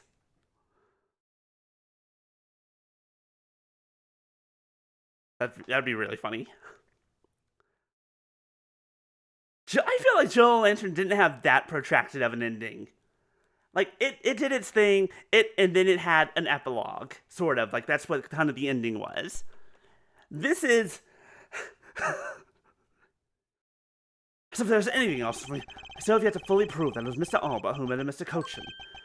Well, I would like to hear about your movements before the murder occurred. I wonder if you could tell us about what you did here at the Theatrum Neutralis. Very well, I suppose I could tell you about that. Because about all I did was watch the Steel Samurai stage show. Elaborating on even that alone is good enough for me. The only way for me to place this man under arrest is to pinpoint the exact location of where the murder took place, for that is the key of this investigation. God damn this man. I watched from the last row. The stage was well lit, but it was dark out in the audience. I swear I was there in the audience, but it's hard to prove that, I suppose.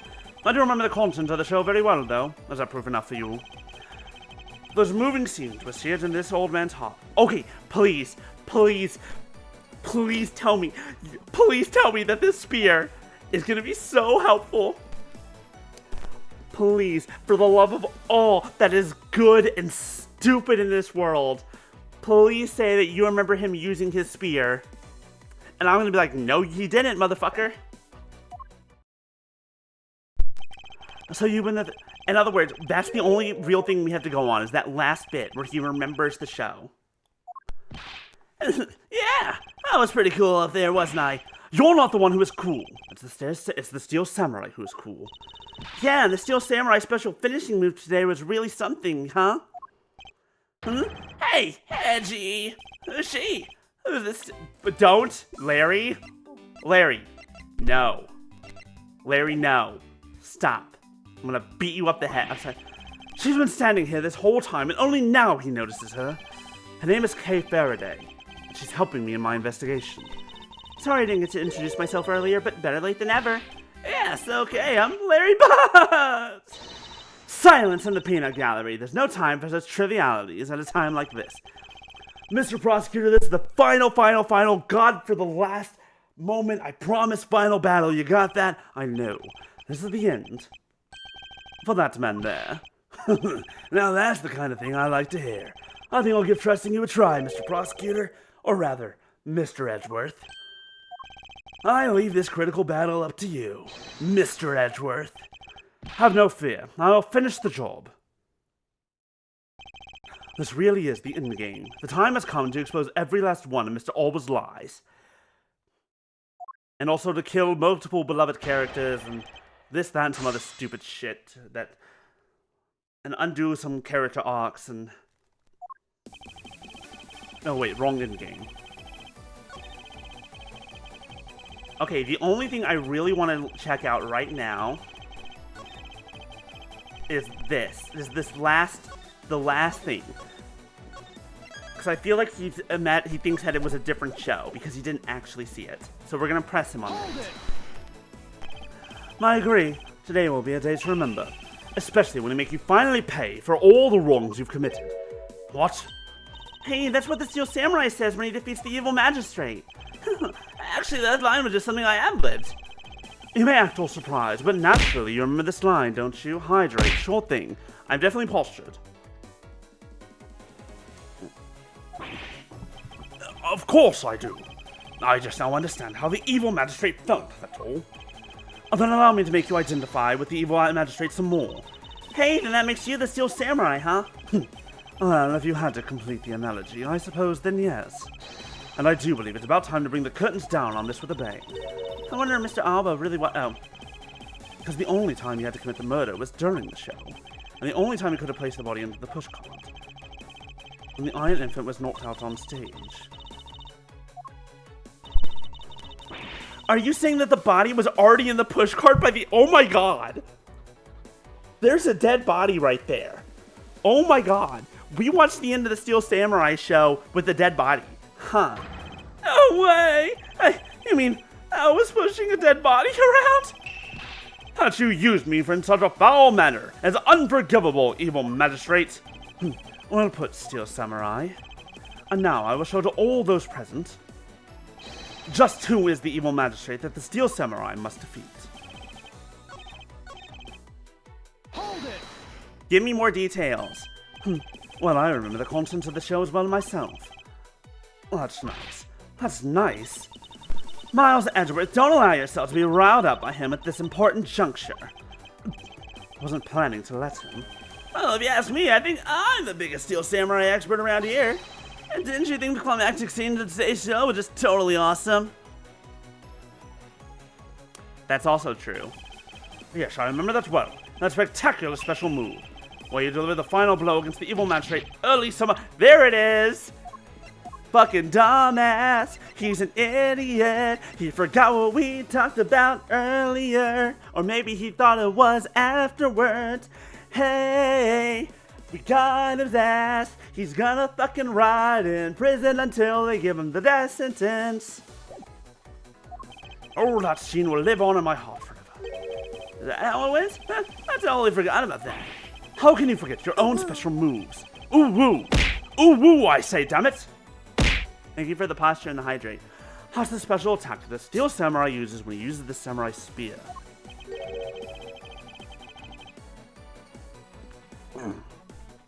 Welcome back, Maya. You're in time for what is maybe finally the end. And today was the first time they showed it off, was it not? If I hadn't watched the show, then how could I answer you with the name of the move? I suppose you are correct, but if you could, please elaborate on this point for me. Get fucked.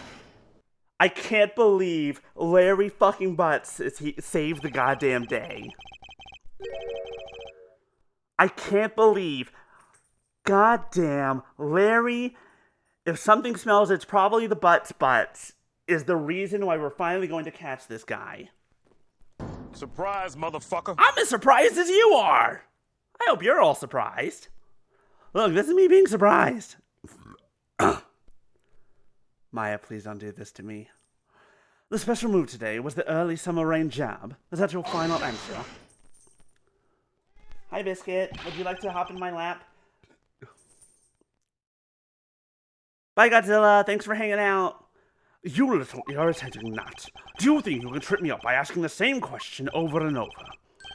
Well, that was not my intention. Your testimony is more than sufficient. Biscuit. Careful with that. However, I believe it would be wise for you to take a look at this. The Samurai Spear. What about it? The spear actually never made it on stage today. Excuse me, Biscuit. People are saying hello to you, but also, don't mess with the wires. I know that they look fun to play with. Don't. Unfortunately for you, tonight's Steel Samurai happened to be a goof of a young man with an odd abundance of useless hot-bloodedness.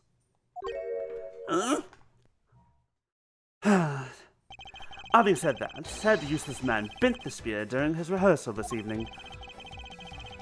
Okay, do you remember what the Steel Samurai special move was tonight? It was the Steel Samurai Sushi Slash. Correct. Because he couldn't use the spear, a last-minute change was made. Had you really been watching the show, you would have known the move that was used. Quercus Alba, you didn't watch even a single minute of the Steel Samurai stage show tonight, did you?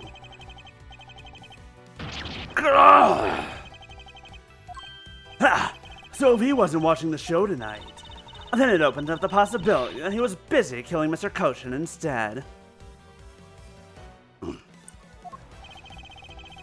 I would hope not, Fluffy. I'm gonna be real, I hope not. That sounds like it would be very bad. So where were you during the show? I demand an answer now.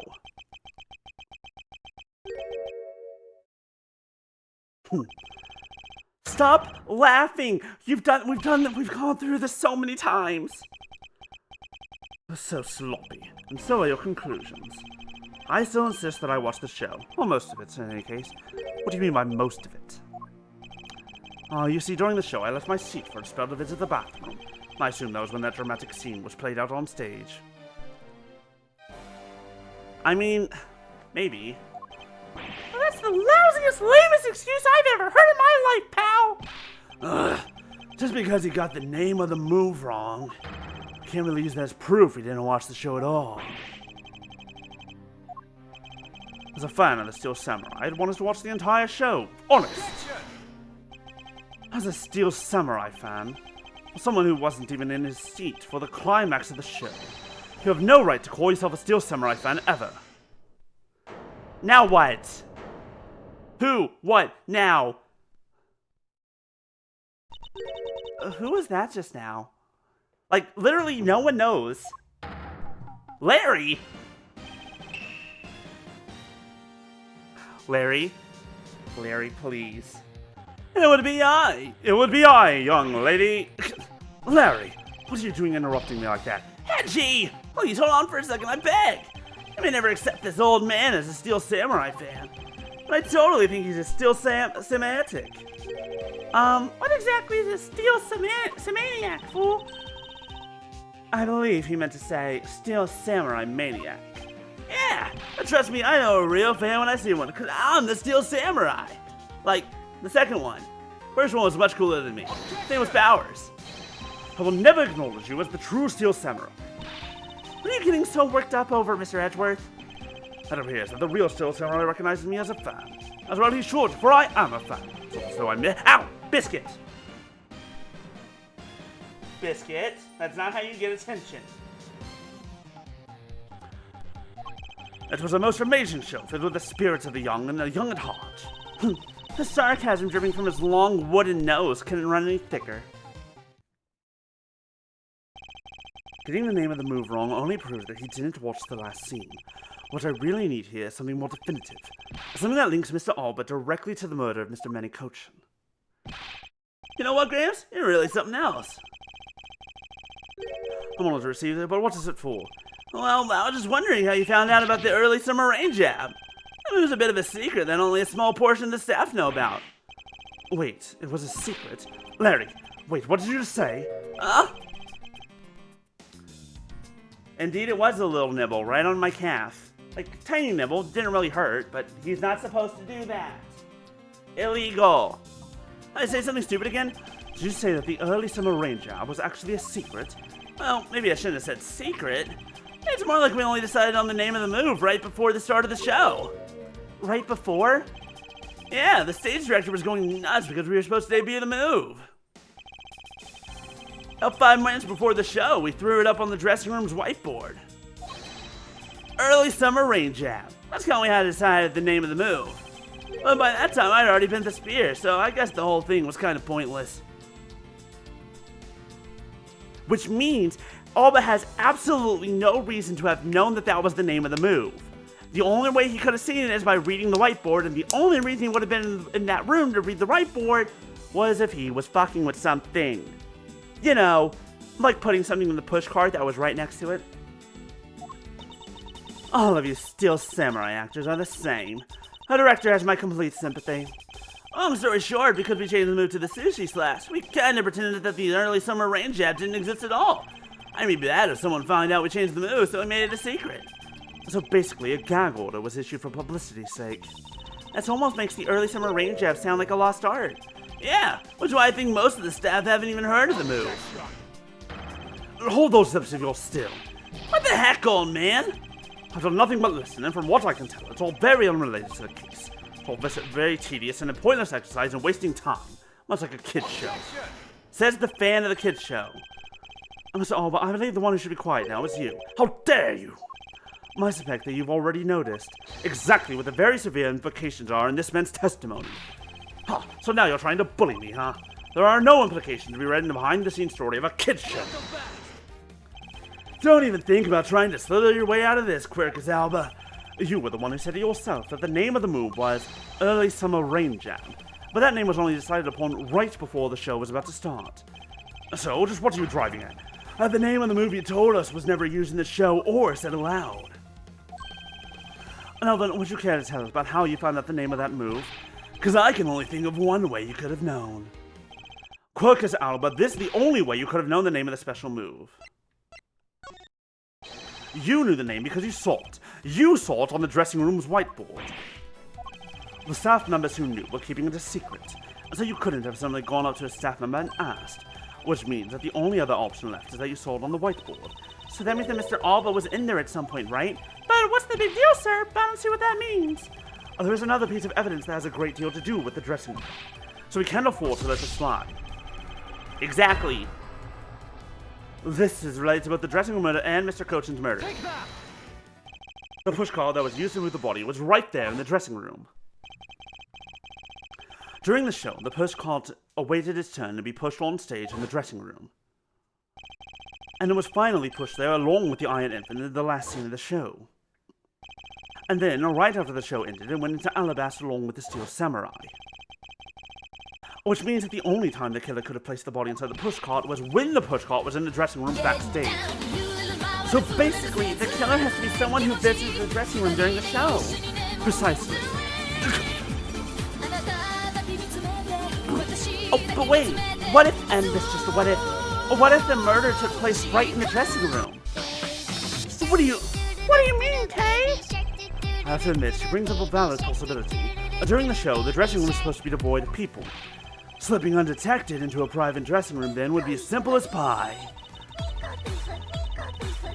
The killer must have come up with the idea to move the body with the pushcart then too. Correct, thus making the theater's dressing room the ideal location for the murder of Manny Cochin. Quercus Alba, during the show, you went down to the dressing room and I want to know why. Baby shark. Yes, I was there. I went into the dressing room. I knew it! I'm placing you under arrest right now, pal! You got that arrest! Not so fast. God, how many times can you put your hand up and say no? What is it now? Don't I just have a chance to explain myself? Explain? What is there to explain? I believe I told you earlier that I went to the bathroom. Well, I got lost when I did. I wanted to ask for directions. When I opened the dressing room door, no one was inside. And that's when I saw the name of the move on the whiteboard. You punk! Still trying to get out of this? Do you really think you can get away at this point? Mr. Edward, isn't there anything you can do to stop him? I don't have enough evidence on hand to do anything. I don't have the airtight evidence I need to put this man away for good. But if that's what I need, then perhaps... Agent Lang, I believe an investigation of the dressing room in question is in order. Because he's probably never really been down there in the theater. But you're also correct. That's weird. But whatever. It's possible we may find new evidence there. Yeah, if Mr. Ezra pokes around in there, I'm sure he'll find some new facts, pal. Oh, and if we use the little thief, we may even learn something from a recreation. We don't need to do any of that. What? Wolfie, how could you? I'm not saying this to be mean. It's just that we've already searched there. My men really are something else, and they found nothing. There's only one thing I can say to you, sis, and it's that they found nothing. That's it. That's fair. I guess you're right. They had found something, they would have reported it to us. They couldn't find anything because there was nothing there to find. And if there is no info to feed into the little thief, then I can't do much to help either. Is this the end? The murder took place in this theater, which is not protected under extraterritorial rights. And the fact that it was Mr. Alba himself who committed the murder... If I can't prove both statements to be true, Mr. Alba walks away a free man. Is there no other course of action left to us? Would appear that your hand of cards has turned out to be a bust. Now, if you will excuse me, with you people, I missed my flight. Now I must make haste to arrange for a new one. Who now? Now what? Who keeps saying hold it?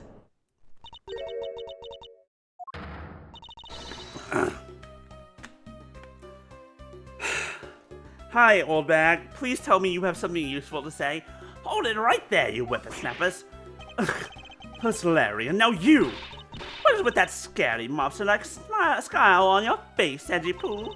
Don't treat me like I'm some sort of nuisance. You are a nuisance. I've been meaning to say this, but all of you keep talking about things I don't get at all. You're leaving this lady in the sad, depressing, lonely dust that I'm about to cry in. Why did you have to speak up right at this little instant? But you know what, Edgy Poo? Cheer up, because I'm about to give you the most wonderful thing. The most wonderful thing from you. It's so special. It's so super special. I couldn't give it away to just anyone, you know. My special present of love to my sweet Edgy Poo. Are you ready? Is this? It's samurai dogs. It's a box of those samurai dogs, right? Yes. Oh, Edgy Poo. Here, go on and eat one. You'll feel as right as rain. Even Kay is just like looking at her like, what the fuck, lady? Francisca's okay. Edgeworth is tired. Kay is just like, what the fuck, lady? Ling's like, is she for real? And Francisca's just also just tired of this shit. And Gumshoe's like, lady, please.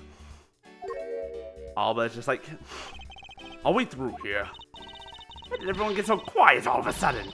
Edgy Poo, tell me you understand the depths of this lady's love for you. Not the one to hand out snacks willy-willy, you know. No, sir. Thought occurred to me that maybe it wouldn't be good if I fed you and made sure you were nice and full. One day it's my dream to serve you some of my own homemade food. I mean, isn't the desire of everyone to make sure that those beloved never goes hungry? That's what I want to experience. I'll tell you one thing though, that I could make the most delicious, and he threw it on me. Always astonished. Mr. Truth, can't you do anything about her? There's no power on earth that can force that woman into silence. But I'm so sick and tired of it. All you people do is look down on me. And the box of samurai dogs played me for a fool. Had a special design on its fan, like the Japanese flag, so I thought it was special. When I ate one, it tasted like all the rest. Oh, it made me so mad. Wait. A special box with a Hinomaru-like fan on it. I've heard of such a piece of merchandise existing before.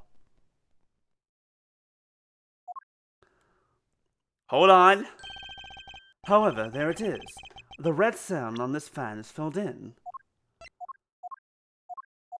Oh, and this one isn't. Yeah.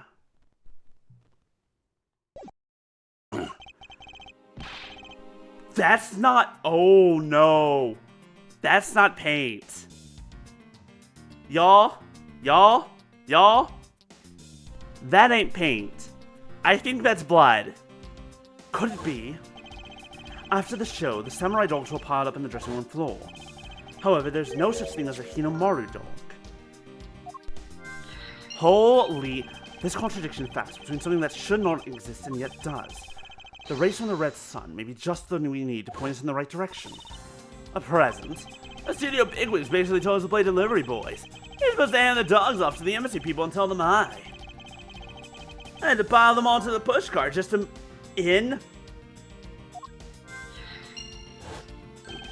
I believe you understand what this means, correct? You killed Mr. Koshin at this theater and then placed his body. All the clues are coming together. All the puzzle pieces are finally falling into place. And by that, I mean the final evidence. No matter how fragile or small the connections may be, once we find them all, the way to the truth will be revealed.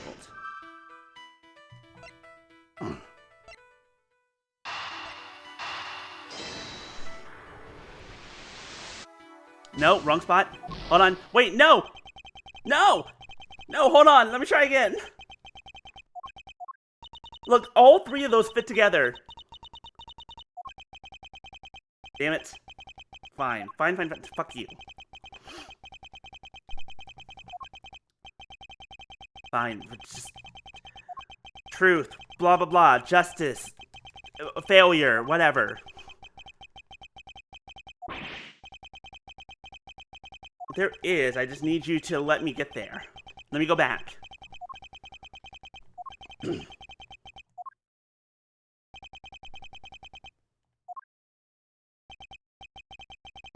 Really, game over? Well, only for like the next 2 seconds. 10 seconds.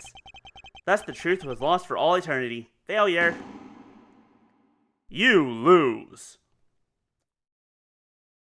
Retry. Okay, okay, here we go. Good. I'm so glad I just put us right here.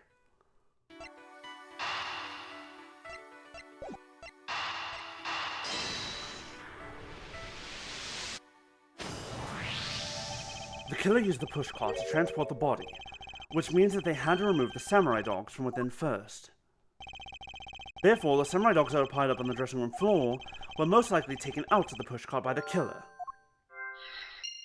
I wonder if this is when he hurt himself. Or if it really was an ask. That which should not exist, this box of samurai dogs with the Hinamaru on it. If this red sun was filled in when the killer was busy removing samurai dogs from the pushcart, then it's proof that the murder took place in the dressing room, as long as this red substance turned out to be what I believe it to be. Wendy Oldbag. Wendy Oldbag, I thank you. What you have given to me is truly something very special. Edgy Poo. Mr. Edgeworth, are you sure you're feeling okay, sir? Mr. Alba, as I suspected, you killed Mr. Cochin in the dressing room. How many times must I listen to you repeat yourself? Haven't you figured it out yet? Your words are meaningless, worthless, and powerless. The only way I'm going to continue cooperating is with some definitive evidence. That arrogance, that self-confidence. You believe that you erased every piece of evidence that could incriminate you. However, there remains one piece here, and it is what will put you away for good. Ha! You're bluffing. Oh, hey, Mr. Prosecutor, sounds like you finally found them. You finally found the fangs we need to go after this guy's jugular. So tell us, what about that box of samurai dogs going to put the old man away? The trace evidence that will bring him down. Why, it's here, of course.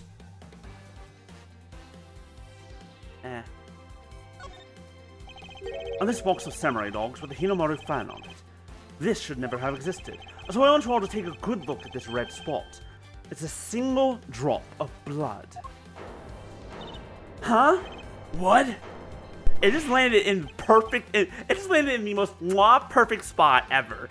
Blood, you say? Agent Lang, I'd like this blood analyzed post-haste. I've got to admit, I'm a bit surprised. I can't believe we found blood in a place like this. Hey you, get this down to the lab, pronto. But why was there blood on that box to begin with? If we think about the flow of the crime, I think the reason will become obvious. Larry, you said that you transported the samurai dogs with the pushcart, correct? Oh, yeah. You have a great memory, Edgy. Pushcart was a bit too big for my son, you know what I mean? So to make sure everyone could see him, I had to pile some stuff in. I figured the samurai dogs were there, so I used them to fill up the cart. If what Larry says is true, then what were the boxes doing on the floor? Ah, I see. The killer took them out in order to place the body in the pushcart. Exactly. And that's when I believe the victim's blood found its way onto that box. But when my band investigated that room, not a single box of samurai dogs was in there, because embassy staff members had already confiscated them. Yes, no doubt to hide the evidence of the murder. That's a good thing Miss Oldbag managed to steal that one before they got to them, huh? Looks like Miss Oldbag also managed to put this great thief to shame. What a scandalous way of putting that. I didn't steal, I received it for myself. Quercus Alba, I say this was one very fatal oversight on your part. Sorry to rail on your little love fest. However, how can he be so confident in a no-win situation for him like this? But what if it turns out to be your blood? If it turns out to be your blood, that'll be even better. Please be your blood. It sounds like he's not ready to call it quits yet. Oh shit. Here we go again. Yep, here we go again.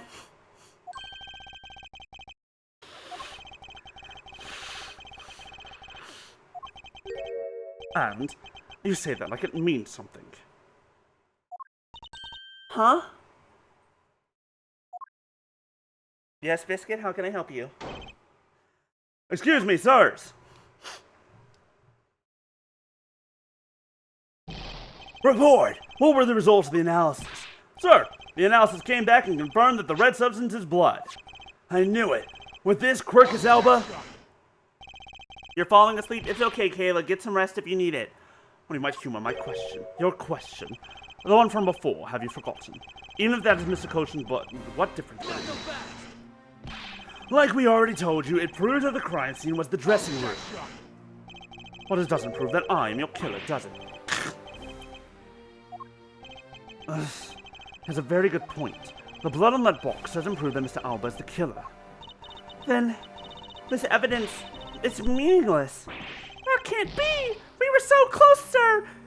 All of us, even though we haven't heard it yet, I don't want to hear it anymore! Don't tell us the results of this blood analysis!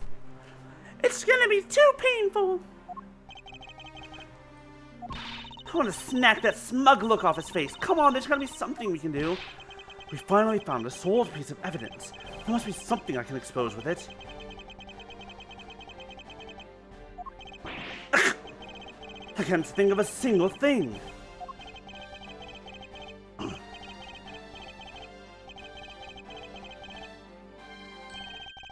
Now, if you'll excuse me, I'll be on my— Hold it! Forensics guy. Please tell me that was you. Who was that? It's too late. I won't allow anyone to stop me now. It wasn't me, pal. It wasn't me this time either. It wasn't me either. It was me! Why did you... Because I haven't finished reporting everything to you yet, sir. There's more. What? Hurry up and spit it out. Yes, sir. That blood I mentioned. It's not of the same blood type as the victim's blood. What? No! What? Yep, we're right. It's Alba's blood. What do you mean it's not the same type? You mean it's not the victim's blood? If it isn't his, then who the hell is it? I don't know, sir. All I know is I'm not the same blood type as the victim, sir. What should we do now, Mr. Edgeworth? I have no idea what's what anymore. Neither do I. My, what an amusing turn of events. That blood draw proved to be something to be all true, all right. Namely, my words. And which one of your words would that be? The ones where I said that your words are meaningless, worthless, and powerless. That blood has nothing to do with the murder investigation whatsoever. Need I remind you that the blood got onto that box long before it entered my embassy? What sort of nonsense? Yeah, it's blood, pal. There's no way it's not related to the murder. So you would like to believe? What if someone preparing the samurai dogs had a small nosebleed? What then? I guess that's possible. Damn it! Are we wasting our time on a red herring? Haha, get it? Jokes? The blood doesn't. We test your blood. Test your blood. We need to find out whose blood it is. Quercus Alba, you bastard! Wasn't expecting the hard B. Silence! Don't you ever address me with such a filthy word again. Wasted enough time with you, and you have your answers. Now let me through. Oh, but it doesn't matter where you run off to, you'll never escape me. Someday I'll have the satisfaction of seeing. Give it like 5 minutes. And all of Interpol will be behind me, working to see what happens today. Do you know what your words sound like to me? The barking of a dog? A tiny little dog that has no teeth? They sound like the whining of a pathetic loser of a mutt. Hey, I was right. He just put it worse than I thought. Come on, Edgeworth. You know what I'm thinking. Come on, Edgeworth. You can come to the same conclusion I did. It's really the extent of all that we can do. Is the blood really from someone completely unrelated to the case? Or is there another possibility? Someone else other than the victim? Just when I thought I had him backed into a corner, it is I who have been backed into one. In a situation like this, what would that man do? What would he, who can turn any desperate situation around, do? What would that man, who I love with all the fiber of my being, do? Turn it around. Turn around your thinking. That's it. I must turn my way of thinking around. It's not whose blood is this. It's whose blood could get onto the box like this. And if I think about it that way, if the blood got onto the box when the body was being placed into the push cart, then the owner of said blood must have been in the dressing room at the time. And there's only one person that could be. Well, I must praise you for trying so hard. It's because of you kids that I was removed from center stage, and will be forced to live out the rest of my life in the shadows. You're a celebrated military hero. You'll be fine. It's not a total loss, as the underworld will allow me more freedom than you'll ever know. You just admitted. Freedom, like what the raven feels as it flies through the dark night. You're just fucking admitting it to my face. You rude fucking bastard. You can't lay a finger on me, not now or ever. The arm of the law is powerless before me.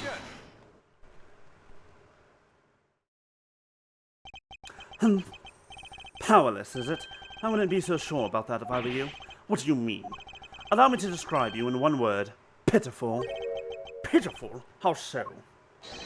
Quercus Alba, your wings were clipped long ago. The moment you met me, hi Ren.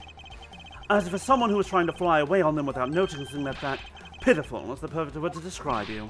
Ha! Mere words. What do you mean by his wings are clipped, Mr. Edgeworth? Just what you think it means, Kay. We had already caught him in our trap a while back, with an incredibly powerful, definitive piece of evidence. Hey, Earth for Mr. Prosecutor. Care to speak in English? What are you talking about? What piece of evidence? The piece I speak of is, of course, this drop of blood. But we know it's not from the victim. I don't see how it remains relevant to the case at all. Miss Von Karma, I believe that is exactly why it's very important to the case.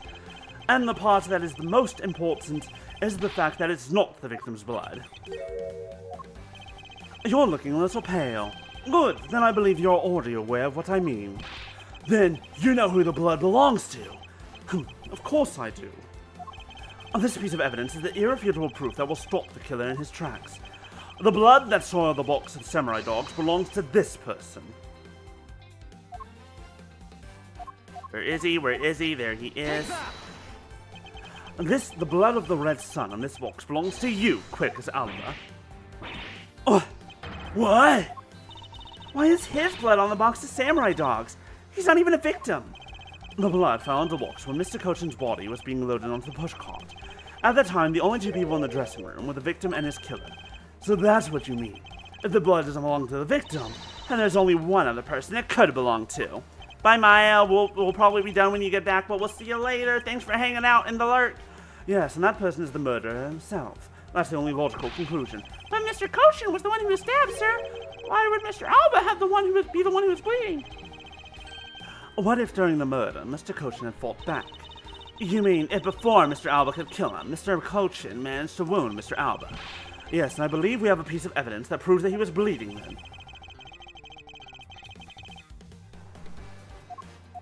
His own evidence. Take that! Mr. Alba, you bear on your body a great wound. That was from when Damas II attacked me with a pair of scissors. Yeah, that happened way after he was in the dressing room. Ah, but is that what really happened? You can manufacture a weapon by smearing blood on it, so I can't just accept that as fact. Shall we try to test Mr. Alba and see if the shape of your wound matches the scissors? You really are something else, Mr. Edgeworth. You don't let a single thing slip you by, no matter how insignificant the possibility. I don't want to talk, Mr. Alba. Are you ready to give the law the slip for 10 years as the smuggling ring's leader? Oh yeah, with the way this case is going, yeah, absolutely. You can hide every last ounce of fear and anxiety from everyone. Yeah, I can't talk. You truly are a one-of-a-kind criminal. I am the master of my fear. However, to think that a person such as you could miss such a large thing. You believe I've overlooked something? You said that my wound was caused by Mr. Cochin, and that it was caused here in one of the theater's dressing rooms, right? Yes, that is correct.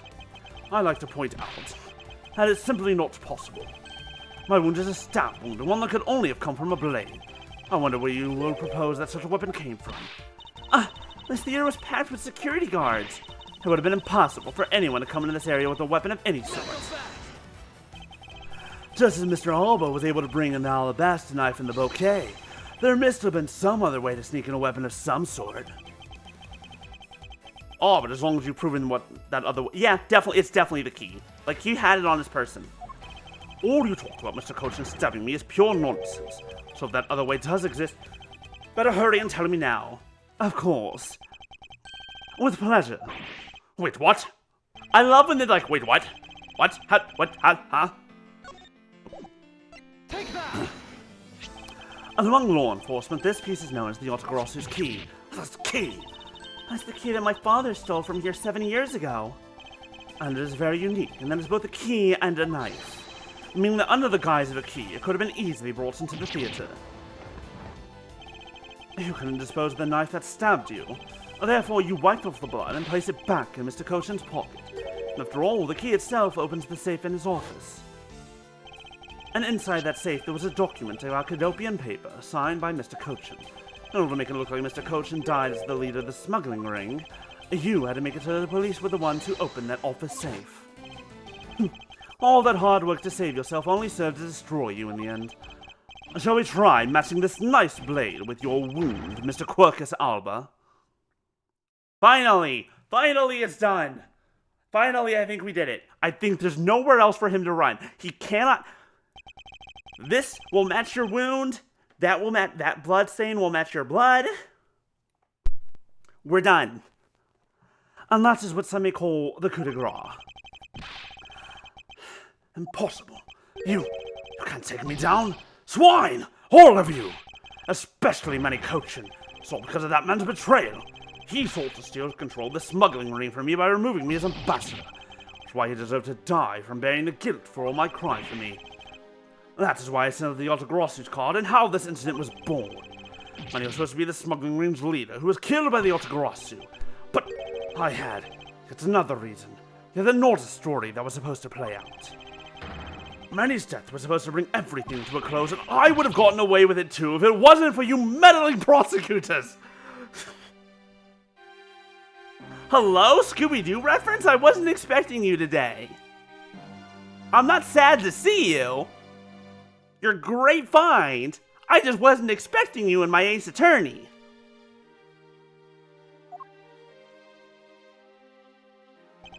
Mr. Alba, I'm afraid there's one more question I forgot to ask.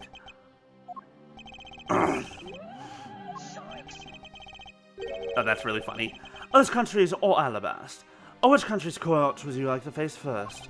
Either way, it's game over for you.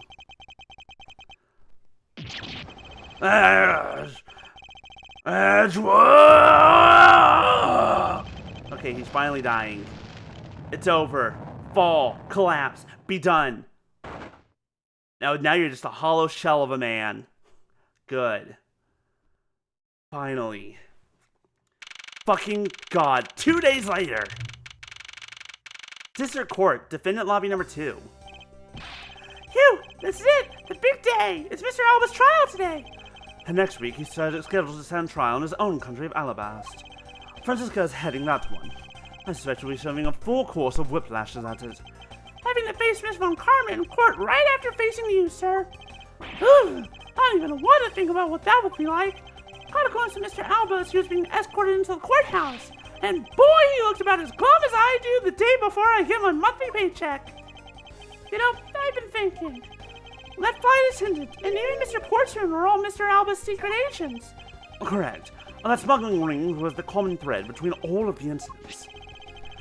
Cammy Meehan was to provide support during smuggling ops using her job as an attendant, and Mr. Portsman was to manipulate trials related to a ruling to end in their favor. Oh, go you airlines and even the prosecutor's office. No one was safe from the smuggling ring, huh, sir? I suspect there are even more members of this ring spread throughout the world. Yeah, it sounds like such a big op that I can't even begin to imagine what it's like. Is this why you're not in the all 3 Apollo Justice games? Are you working on this? What is it, detective? Nothing. It's just, well, come to think of it, Mr. Ernest Amano's trial is also scheduled for later today, sir. I'm aware of that. Mr. Romano has been working with the smuggling ring now for over 10 years. He used the Romano Group's various connections worldwide to assist the ring. But all of that has come to an end, as his conglomerate is now undergoing harsh scrutiny. I owe Mr. Romano a debt of gratitude, but he must pay his debt to society. Well, with the arrest of both Mr. Alba and Mr. Romano, I guess that about wraps up the KG-8 incident as well, huh? I suppose so. The real killer in the KG-8 incident 10 years ago was Manny Cochin. And 7 years ago, the killer in the second KG incident was Macrell. Those 2 facts are the unshakable truth. However, it seems that a lot of effort was put into hiding these and other truths from us. And I will expose it all at the trials today. You're solving cases left and right today, aren't you, sir? CCU and Dead Man. Perhaps now these 2 brave souls who tried to make the truth known can rest in peace. By the way, I received some gifts from Ambassador Paleno. Shrimp, crab, beef, I don't need any of these, so I'm giving them to you. What? Seriously, sir? Oh, wait, actually, I don't think I want them anymore. The way you're holding them, don't tell me they're just coupons, sir. Detective Gumshoe, have you not read the paper recently? Ever since the 2 countries became Cadopia again, its economy has changed. Really? And it seems that Ambassador Paleno has reaped a few benefits of his own from it. He has been announced as the official ambassador of the newly reunified Cadopia. Ah, but what a pity. Even though every item he sends is a treasure, you don't seem all that interested. Well, if you don't want them, I can give them to my lovely assistant, Kay. Wait, that's not what I said! So, Mr. Edgeworth, please— Oh, that was Kay talking. Have them, sir. Actually, come to think of it, where is Kay? How come she's still not here? Hey, you gotta be more alert than that. Ah! I can't believe you didn't notice. I was even mimicking Mr. Edgeworth's voice for a bit. I totally didn't notice you or realize that voice was you. Langsy says, ferocious love blooms with each new spring. Agent Lang, a pleasant surprise to see you here. It's been a long time since I've set foot in the courthouse, but I wasn't going to miss watching the guy who screwed up my country finally get what's coming to him. Well, that and something else. I want to see you in action in court. Is that so, Agent Lang? We flushed out all the counterfeit bills, so Zhang Fa is finally at peace again. And it's all thanks to you, so I just want to say thanks. You did all of that in a day and a half. 2 days, day and a half, whatever. Wow, I never thought I'd see the day old Wolfie says thanks to Mr. Edgeworth. I should be the one thanking you, Agent Lang. If you hadn't negated Mr. Alba's extraterritorial rights, I would not have been able to bring him to trial. I believe the victory belongs to the both of us in this case. A shared victory, huh? Well, look, don't get me wrong. I'll still never forgive you prosecutors, and I have zero interest in that truth thing you talk about in court.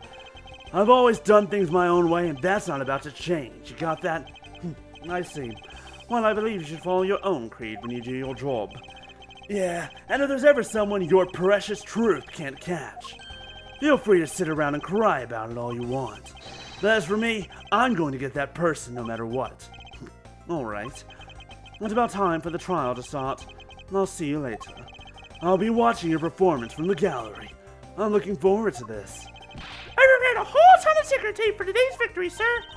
I'll throw some around when Mr. Edgeworth wins. Hope you've got enough, because I'm going to go call my men up as well. A modest amount of ticker tape goes a long way. Oh my god. The scene shifts to the courtroom, and the final act of this long tale begins. Please, no. The legend of the great thief Yotogorosu. It's the story of those. We're in automatic. Prosecutors are those who seek a guilty verdict for the defendants they meet, and to that end you have no choice but to win by any means necessary. That creed was forced on me since I was very young. However, I no longer think that is all we prosecutors do, and that is because of one Phoenix Wright.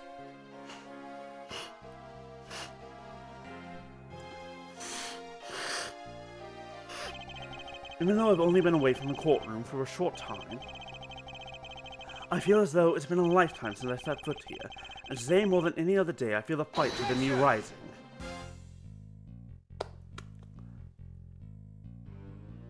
We did it!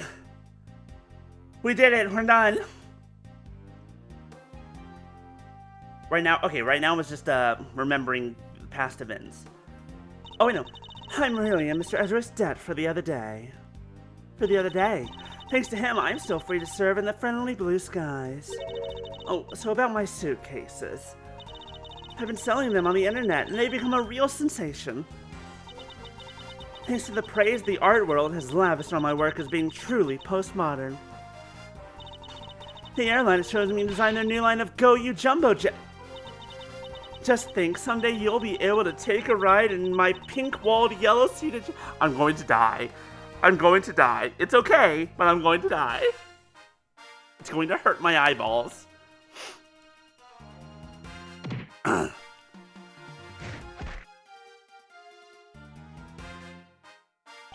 Edgeworth! Ah, the rudeness of a rude man! Because of him, my time and money is wasted. But more importantly, I received the most fantastic treasure recently. The prima statue of the Principality of Codopia. It weighs a bit light in my hand, but the Ambassador Paleno was most generous. Oh, it's the fake one. Do it all over again? No. Not even a little. Absolutely not. Oh, we finally caught Agent Hicks' killer, and I was able to witness Mr. Alba's teary eyes. Feels good to finally bring everything to a close. And I received another offer from Interpol to work another case in cooperation with them. However, the Cadopian courts await.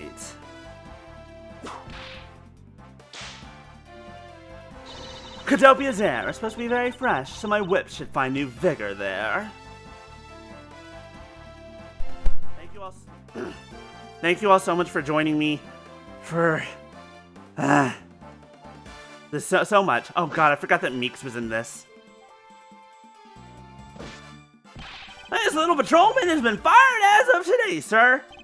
I thought I was safe since we found the gun I had dropped. I hadn't noticed that I dropped my police badge, too. I guess what really broke the camel's back was that I couldn't find my badge.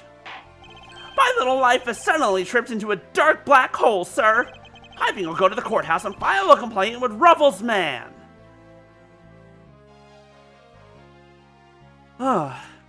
Yeah, we're gonna take a break from Ace Attorney for a bit.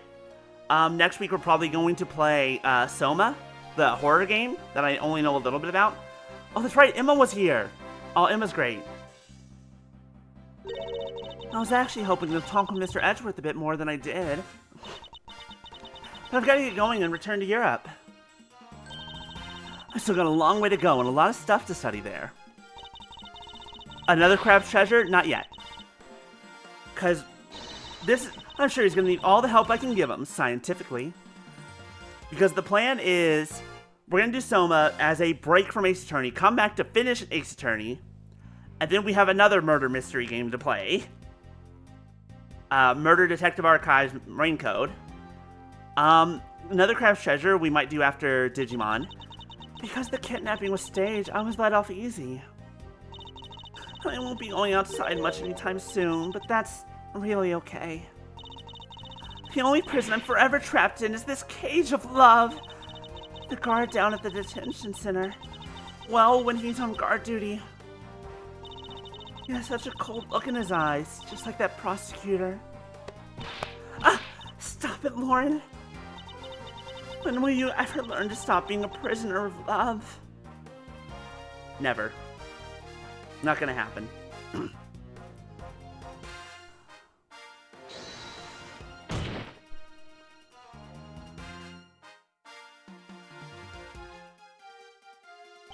It appears there are all sorts of drama that takes place outside of the courtroom.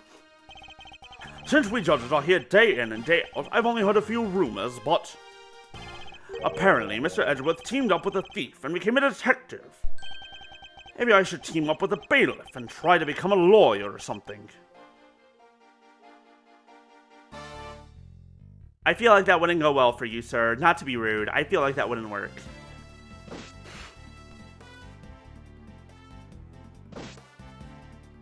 I love that she salutes exactly like Gumshoe. It's really cute.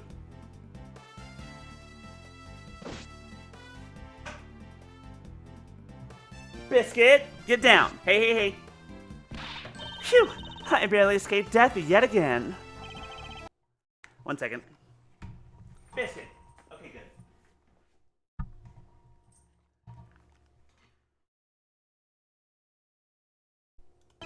Yeah, but boy, we're really lucky to have Mr. Edgeworth help us out, yeah? Huh? Yeah, but because I lost the key, I got fired from my security guard job. Don't let it get you down, Maggie. You still got me. You're right, sir. I won't be sad. I want to pick myself up and get through this. I wonder what my next job should be. Oh, this is actually kind of fun.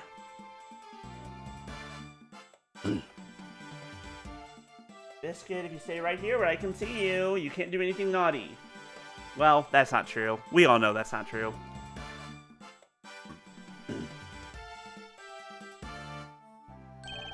Why not come to Godopia for your summer vacation? We have coupons aplenty.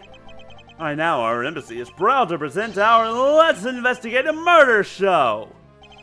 Although recreating that particular case has created a few small fires of its own. We had a few problems with the fire marshals, but the next event will be great. And it'll be an attraction entitled Capture the Yatagarasu. Of course, I hope to in this case help in creating our latest attraction.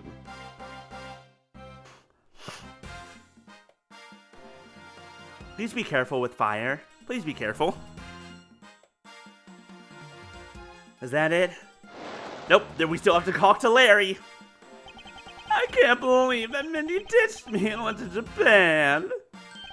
And it's okay, because that's how I met Miharu. We're planning to go to Paris soon and start a business. We're going to sell Blue Ocean dogs. They'll sell like hotcake hot dogs for sure. A blue hot dog and a blue bun, I guarantee it'll turn your tongue and your face blue. I know I'm not really the type to work a lot, or at all really, but... Oh, so I noticed that I really haven't seen the guy in the blue suit at all recently. Wonder what's up? Well, next time we meet, I'm gonna make him eat one of my dogs. Stop talking. Please stop talking. For the love of all that is good, please stop talking.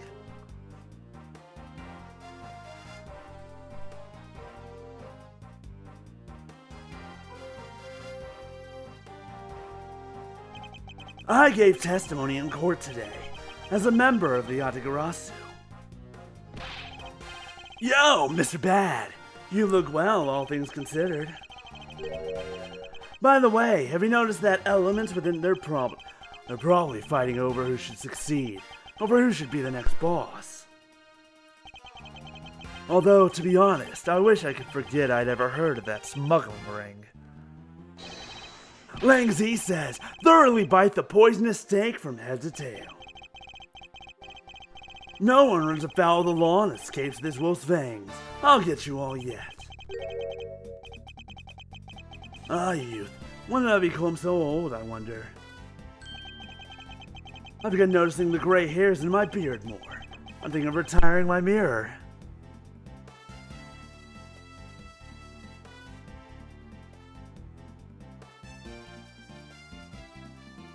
Is it time for old bag? Yep. Her turn. I was the pink princess and the pink badger, all in the span of 2 days. Talk about busy. But it's alright, because I got a letter from my beloved Edgy Poo. Is it a restraining order? Please take care of your hip, and when you wish to speak, first take off your headpiece. What does he mean by that last statement? It's not like I enjoy being under a headpiece every time I see him. I've been an alien, and then some creepy fuzzy pink animal, and then I was the pink princess, a great hero just. Ever since I was a young maiden, so I have my head all right around now, and I'm wearing my own costume, and anyway, it sounds like a terrible idea. Oh my god. Are there any last conversations to have? Are you ready to move on? Call it quits?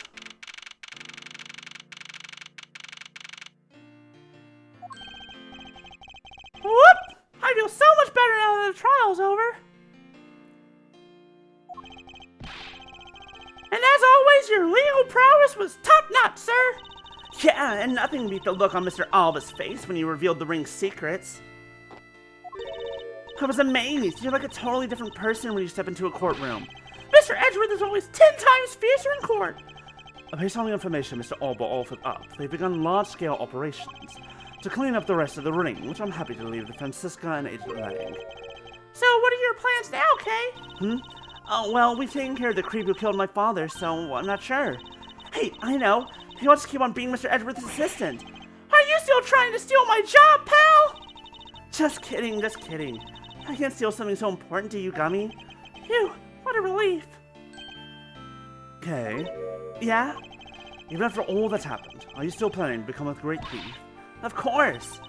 But I don't want to tarnish the legend of the noble Yatagarasu. So I'm going to hold off on doing anything until I make a tight 3-person team of my own. A 3-person team? Uh-oh. Hey, I think we found your 3-person team. Because you need a prosecutor, a detective, and the actual thief. Now where have I heard that before? Oh shit. Here we go A again. 3-person team of young beauties the same age as me, if possible. With those criteria, I highly doubt you'll find the 2 other people you need. My father chose to fight for the truth. I think that's what was so noble about him. So you see, Mr. Edgeworth, the only thing I will ever steal are the truths that have been hidden away. I'm going to work extra hard to make a world where the Yatagarasu isn't needed. Let's both strive for such a future. Well, I guess it's time for me to get going. I see. Okay, keep your chin up and stay strong, okay? And don't be a stranger. Don't worry, I'll be back. I'll be sure to break the lock on the window and sneak in. If you could, I'd appreciate it if you came in through the building's front door. It's okay, Mr. Edgeworth. The lock on my window at home has been broken for forever. Oh, one last thing before I go. Let's take a group picture, just the 3 of us. Yeah, commemorative photo. Every big case has to end with one. No. Hey, why not? Don't tell me you're camera shy, Mr. Edgeworth. Of course not, Detective. Come on, Mr. Edgeworth, I'm taking the picture now. Hey, come back here.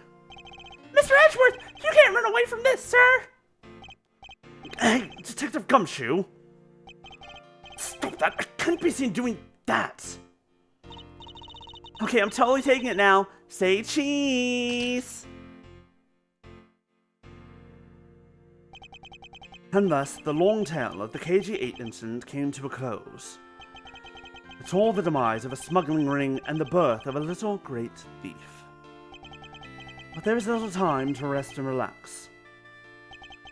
For I am eager to tackle the investigation into a new case. The reason for my eagerness is my want to pursue the truth, and my want to believe in the strength of those who use the power of the law for good. As someone who has chosen to live my life as a prosecutor, that is my new creed.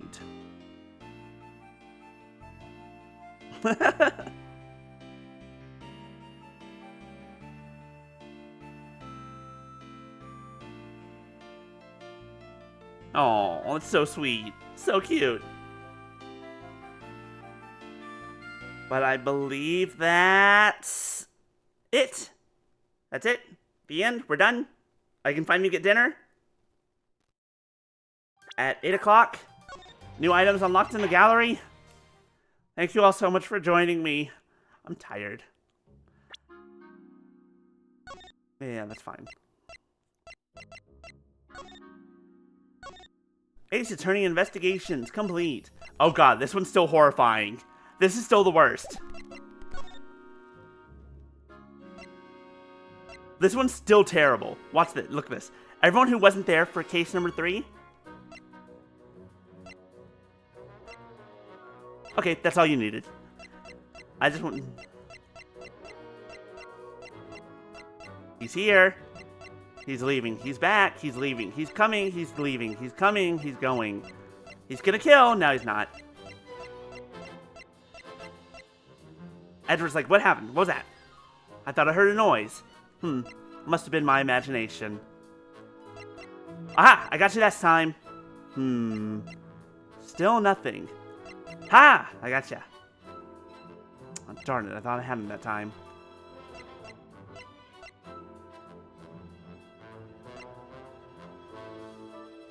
Horrid. Absolutely horrid. Thank you all so much for joining me. We'll be back on Saturday for more Digimon. Continue Vampire Therapist probably on Sunday. That's all for me for tonight. Thank you all so much for joining. Get some food, get some water. Holy shit. I need food. But that is all, and I'll see you later. Bye-bye!